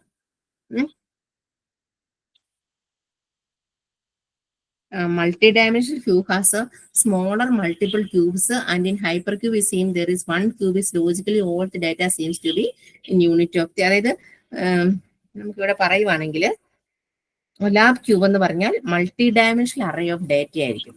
OLAP ക്യൂബ് എന്ന് പറയുന്നത് ഹൈപ്പർ ക്യൂബ് എന്നല്ലേ പറഞ്ഞത്, അതും പറഞ്ഞ എന്തായിരിക്കും, multi dimensional array of data. Multi dimension പറയുന്നത് നമുക്കറിയാം, ഒന്നിൽ കൂടുതൽ ഡയമെൻഷൻ വന്നു, അല്ലെ രണ്ടിൽ കൂടുതൽ ഡയമെൻഷൻ വന്നു, അവിടെ നമ്മുടെ അറേ ഓഫ് ഡേറ്റ ആയിരിക്കും. എന്ന് പറഞ്ഞാൽ മൾട്ടി ഡയമെൻഷണൽ ഡേറ്റ സെറ്റുകളായിരിക്കും അവിടെ വരുന്നത്. അറേ എന്ന് പറയുന്നത് നമുക്കറിയാം, കുറെ കാര്യങ്ങൾ ഒരുമിച്ചല്ലേ നമ്മൾ സ്റ്റോർ ചെയ്തില്ലേ അറേ പറയുന്നത്. അതായത് number of dimensions greater than 3 കൂടുതൽ വരുമ്പോഴാണ് OLAP ക്യൂബുകളായിട്ട് വരുന്നത്. അതിനാണ് നമ്മൾ ഹൈപ്പർ ക്യൂബ് എന്ന് പറയുന്നത്. അപ്പൊ മൾട്ടി ക്യൂബ് എന്ന് പറയുന്നത് അത് തന്നെയല്ലേ. മൾട്ടി ക്യൂബിന് ഒരു ചെറിയ വ്യത്യാസമേ ഉള്ളൂ. മൾട്ടി ക്യൂബുകൾ ഡേറ്റ ഒന്നേതെങ്കിലും ചെറിയ ക്യൂബുകളായിട്ട് വിഭജിക്കും. മൾട്ടി ക്യൂബ്, അതായത് നമ്മൾ മൾട്ടി ക്യൂബിന്റെ ഓപ്പറേഷൻസ് അല്ലേ പറഞ്ഞത്. ഇപ്പം ഡൈസ് പറഞ്ഞപ്പോ എങ്ങനെയാ പറഞ്ഞത്, അതായത് വലിയ ക്യൂബിനെ ചെറിയ ക്യൂബുകളായിട്ട് വിഭജിച്ച് വന്നത് ഏതാണ്, ഡൈസ് അല്ലേ, അത് മൾട്ടി ക്യൂബ് അല്ലേ. അപ്പൊ മൾട്ടി ക്യൂബ് ഡേറ്റയെ ഒന്നിലധികം ചെറിയ ക്യൂബുകളായിട്ട് ഡിവൈഡ് ചെയ്ത് വെക്കും. ഹൈപ്പർ ക്യൂബ് ഒരൊറ്റ ക്യൂബ് സ്ട്രക്ചറിനെ റെപ്രസെന്റ് ചെയ്യും. ഒറ്റ ക്യൂബ് സ്ട്രക്ചർ, അതായത് അറേ ഓഫ് ഡേറ്റ ആയിട്ടായിരിക്കും കാണിക്കുന്നത്. അവിടെ ഡയമെൻഷൻസ് എല്ലാം ക്യൂബിന്റെ പാർട്ടായിട്ട് തന്നെ നിൽക്കും. അതാണ് ആ പാരഗ്രാഫ്, ആ ഒരു ഡിഫറൻസിനകത്ത് പറയുന്നത്. ഇമ്പോർട്ടന്റ് ആണ്, നോക്കി വെച്ചോണം. അതായത് ക്വസ്റ്റ്യൻസ് പറയുന്നുണ്ട്, ജൂൺ 23 ക്വസ്റ്റ്യൻ ആണ്. അവ മൾട്ടി ക്യൂബും ഹൈപ്പർ ക്യൂബിലും മെറ്റാ ഡേറ്റയും ഡയമെൻഷനും മെഷർ കമ്പ്യൂട്ടേഷനും മൾട്ടിപ്പിൾ ഒക്കെ പറയുന്നുണ്ട്. അതായത് മെറ്റാ ഡേറ്റയ്ക്കകത്ത് മെറ്റാ ഡേറ്റ പറയുന്ന മൾട്ടി ക്യൂബിനകത്ത് മെറ്റാ ഡേറ്റ പറയുന്ന each dimension and belong to many cube അല്ലെ. മൾട്ടി ക്യൂബിനകത്ത് മെറ്റാ ഡേറ്റ എന്ന് പറയുമ്പോൾ മെനി ക്യൂബുകൾ കാണും, ബിലോങ് ടു. പക്ഷെ ഹൈപ്പർ ക്യൂബിൽ എങ്ങനെയായിരിക്കും, ഒരൊറ്റ ക്യൂബുകളായിട്ടായിരിക്കും. അതായത് each dimension belongs to 1 cube only. അതുപോലെ dimension, no necessity all dimension should belong to some cube. Every dimension owned by a hypercube. Measure complex ആയിരിക്കും, മറ്റേ സിമ്പിൾ ആയിരിക്കും. അതായത് സിമ്പിൾ ആയിട്ടായിരിക്കും numerical facts are the available to 1 place. അതായത് hyper ക്യൂബുകൾ എന്ന് പറയുമ്പോൾ അറേ കൺസെപ്റ്റ് പറയുമ്പോൾ അവിടെ ന്യൂമറിക്കൽ വാല്യൂസ് ആയിരിക്കും എൻട്രി ചെയ്ത് വെക്കുന്നത്. പിന്നെ മൾട്ടിപ്പിൾ, അതായത് മൾട്ടി ക്യൂബ് സിസ്റ്റം എന്ന് പറഞ്ഞാൽ if there are 2 rows in the dimension row set for which dimension name value of the value is the same and cube name value is different, these 2 rows represent the same dimension.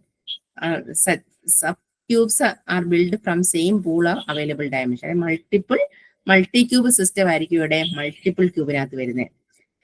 Hyper ക്യൂബിനകത്ത് multiple hyper cube scenario ആയിരിക്കും വരുന്നത്. അതായത് it is possible for 2 hyper cubes to have dimensions on the same name, each of its different ക്യാരക്ടറിസ്റ്റിക്സും ആയിരിക്കും. അത് multiple hyper ക്യൂബില് 2 hyper ക്യൂബുകൾക്ക് ഒരേ നെയിം വരാൻ പറ്റും, ബട്ട് ഡിഫറെന്റ് ക്യാരക്ടറിസ്റ്റിക്സ് ആയിരിക്കും എന്നാണ് പറയുന്നത്. അപ്പൊ ആ ടേബിള് പഠിച്ച് ഡിഫറൻസും പഠിച്ചു വെക്കുക. Next 5.8 steps involve in OLAP creation. എന്തൊക്കെ സ്റ്റെപ്സ് വരാം OLAP ക്രിയേഷനകത്ത്?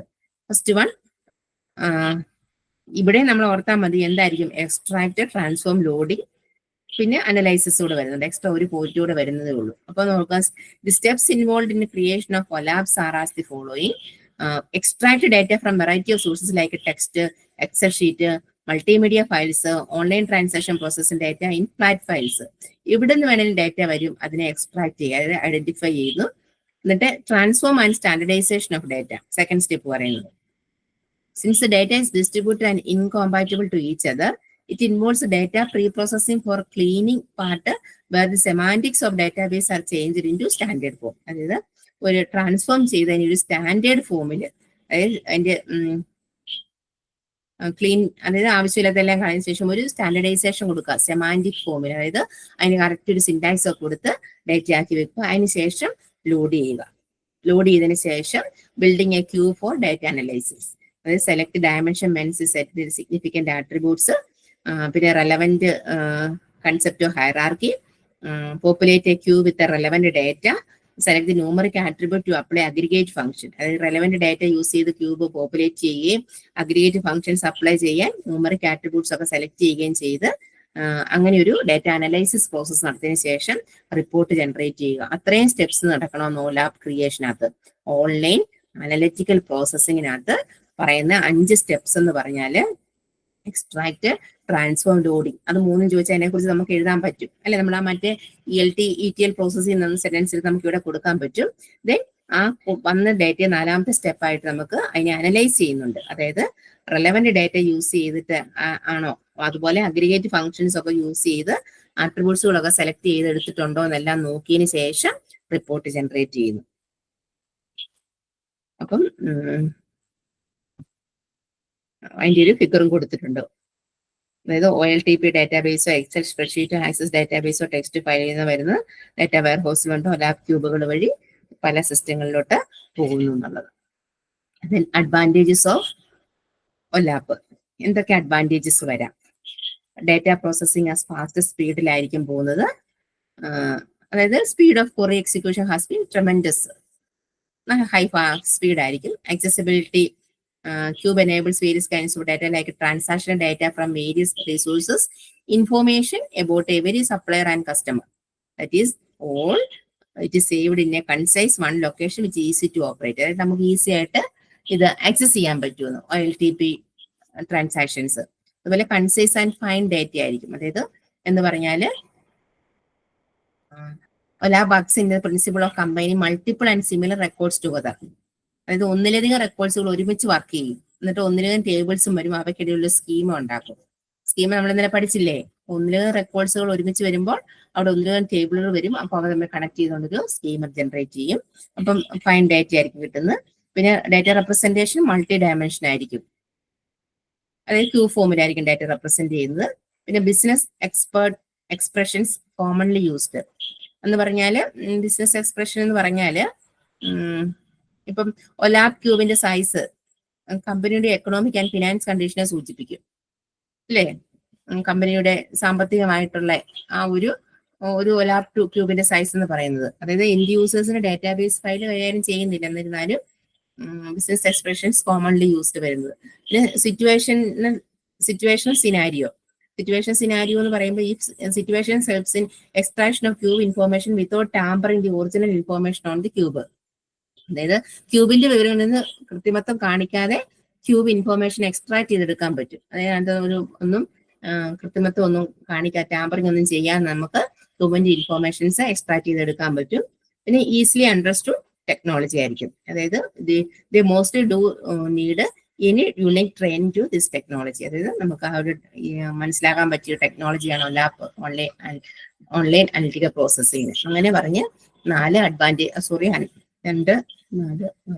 അഡ്വാൻറ്റേജസ് കൂടെ കൊടുത്തിട്ടുണ്ട്. അതും കൂടെ ജസ്റ്റ് നോക്കുക. Next OLAP architecture. MOLAP, ROLAP, HOLAP and DOLAP. OLAPന്റെ ആർക്കിടെക്ചർ അത് ഇമ്പോർട്ടന്റ് ആണ്. ഒരു തവണ ക്വസ്റ്റ്യൻ ചോദിച്ചാണ് ഡിഫറൻസ് ബിറ്റ്വീൻ പറയുക, അല്ലെങ്കിൽ കമ്പയർ. ഇത് അങ്ങോട്ടും ഇങ്ങോട്ടും എല്ലാം മാറ്റി മറിച്ചും ചോദിച്ചിട്ടുണ്ട്. ആർക്കിടെക്ചറിനകത്ത് എന്താണ് പറയുന്നത്? 4 കാര്യങ്ങൾ പറയുന്നുണ്ട്. എന്ത്?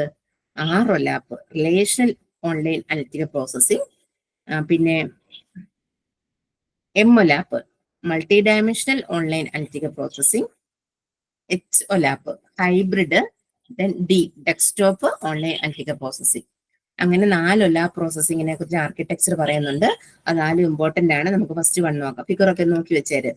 Types of OLAP architecture. ROLAP architecture. ROLAP എന്ന് പറയുന്നത് implies relational OLAP application based on relational database. Relational ഡാറ്റാബേസിനെ റെപ്രസെന്റ് ചെയ്തിട്ടുള്ള ഒരു ആർക്കിടെക്ചറാണ് ROLAP. അതായത് ഡാറ്റാസ് റിലേഷണൽ പറയുമ്പോൾ നമുക്കറിയാം ഡാറ്റാസ് ഇൻ റോസ് ആൻഡ് കോളംസിനല്ലേ ഡാറ്റാസ് വരുന്നത്. It performs dynamic multi dimension analysis of data stored in relational database. അതായത് 3 ടയർ ആയിരിക്കും ഇത്. ആർക്കിടെക്ചർ 3 ടയർ ആയിരിക്കും. 3 ടയർ എന്നാണ് ഫസ്റ്റ് ക്ലാസ്സിൽ പറഞ്ഞിട്ടുണ്ട്. It has 3 components. Front end, ROLAP server and back end. Back end database server ആയിരിക്കും. Front end എന്ന് പറയുന്നത് യൂസർ ഇന്റർഫേസ് ആയിരിക്കും. അതിനകത്ത് RLAP സെർവറും കാണും. അതായത് ഇപ്പം RLAP സെർവേഴ്സ് പ്ലേസ് ചെയ്തിരിക്കുന്നത് in between relational back end server and client front end. അതായത് ഡാഷ്ബോർഡും ഫോമും യൂസ് ചെയ്ത് ഫ്രണ്ട് എൻഡിൽ നമ്മൾ ചെയ്യുക.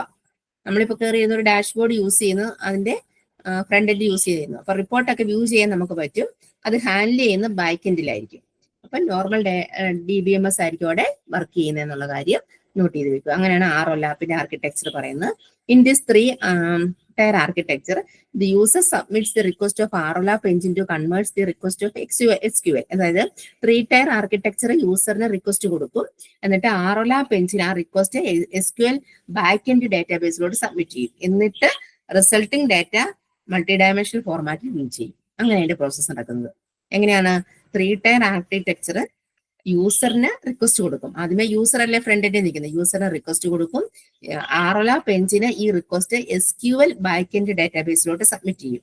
SQLന്റെ ബാക്ക് എൻഡ് ഡാറ്റാബേസിലോട്ട് സബ്മിറ്റ് ചെയ്തിട്ട് റിസൾട്ടിംഗ് ഡാറ്റ മൾട്ടി ഡയമെൻഷണൽ ഫോർമാറ്റിൽ വ്യൂ ചെയ്യും. അങ്ങനെയാണ് അതിന്റെ പ്രോസസ്സിംഗ് നടക്കുന്നത്. The characteristics of RLAP are utilises more processing time and disk space. കൂടുതൽ പ്രോസസ്സിംഗ് ടൈമും ഡിസ്ക് സ്പേസും വേണം റിലേഷണൽ ഓൺലൈൻ അനലിറ്റിക്കൽ പ്രോസസ്സിങ്ങിന്. പിന്നെ RLAP enables and supports larger user groups in the distributed environment. അതായത് ഡിസ്ട്രിബ്യൂട്ടഡ് എൻവയോൺമെന്റിൽ RLAP ലാർജ് ഗ്രൂപ്പിനെ support ചെയ്യുകയും പ്രവർത്തനങ്ങളൊക്കെ പെട്ടെന്ന് ഈസി ആക്കി എടുക്കുകയും ചെയ്യും. പിന്നെ RLAP process complex queries and utilizing greater amount of data. Complex അതല്ലേ, ഗ്രേറ്റർ എമൗണ്ട് ഓഫ് ഡാറ്റ ഉപയോഗിച്ച് കോംപ്ലക്സ് ക്വറികളെയൊക്കെ പ്രോസസ് ചെയ്യാനും പറ്റും. സെക്കൻഡ് വൺ പറയുന്നത് MOLAP.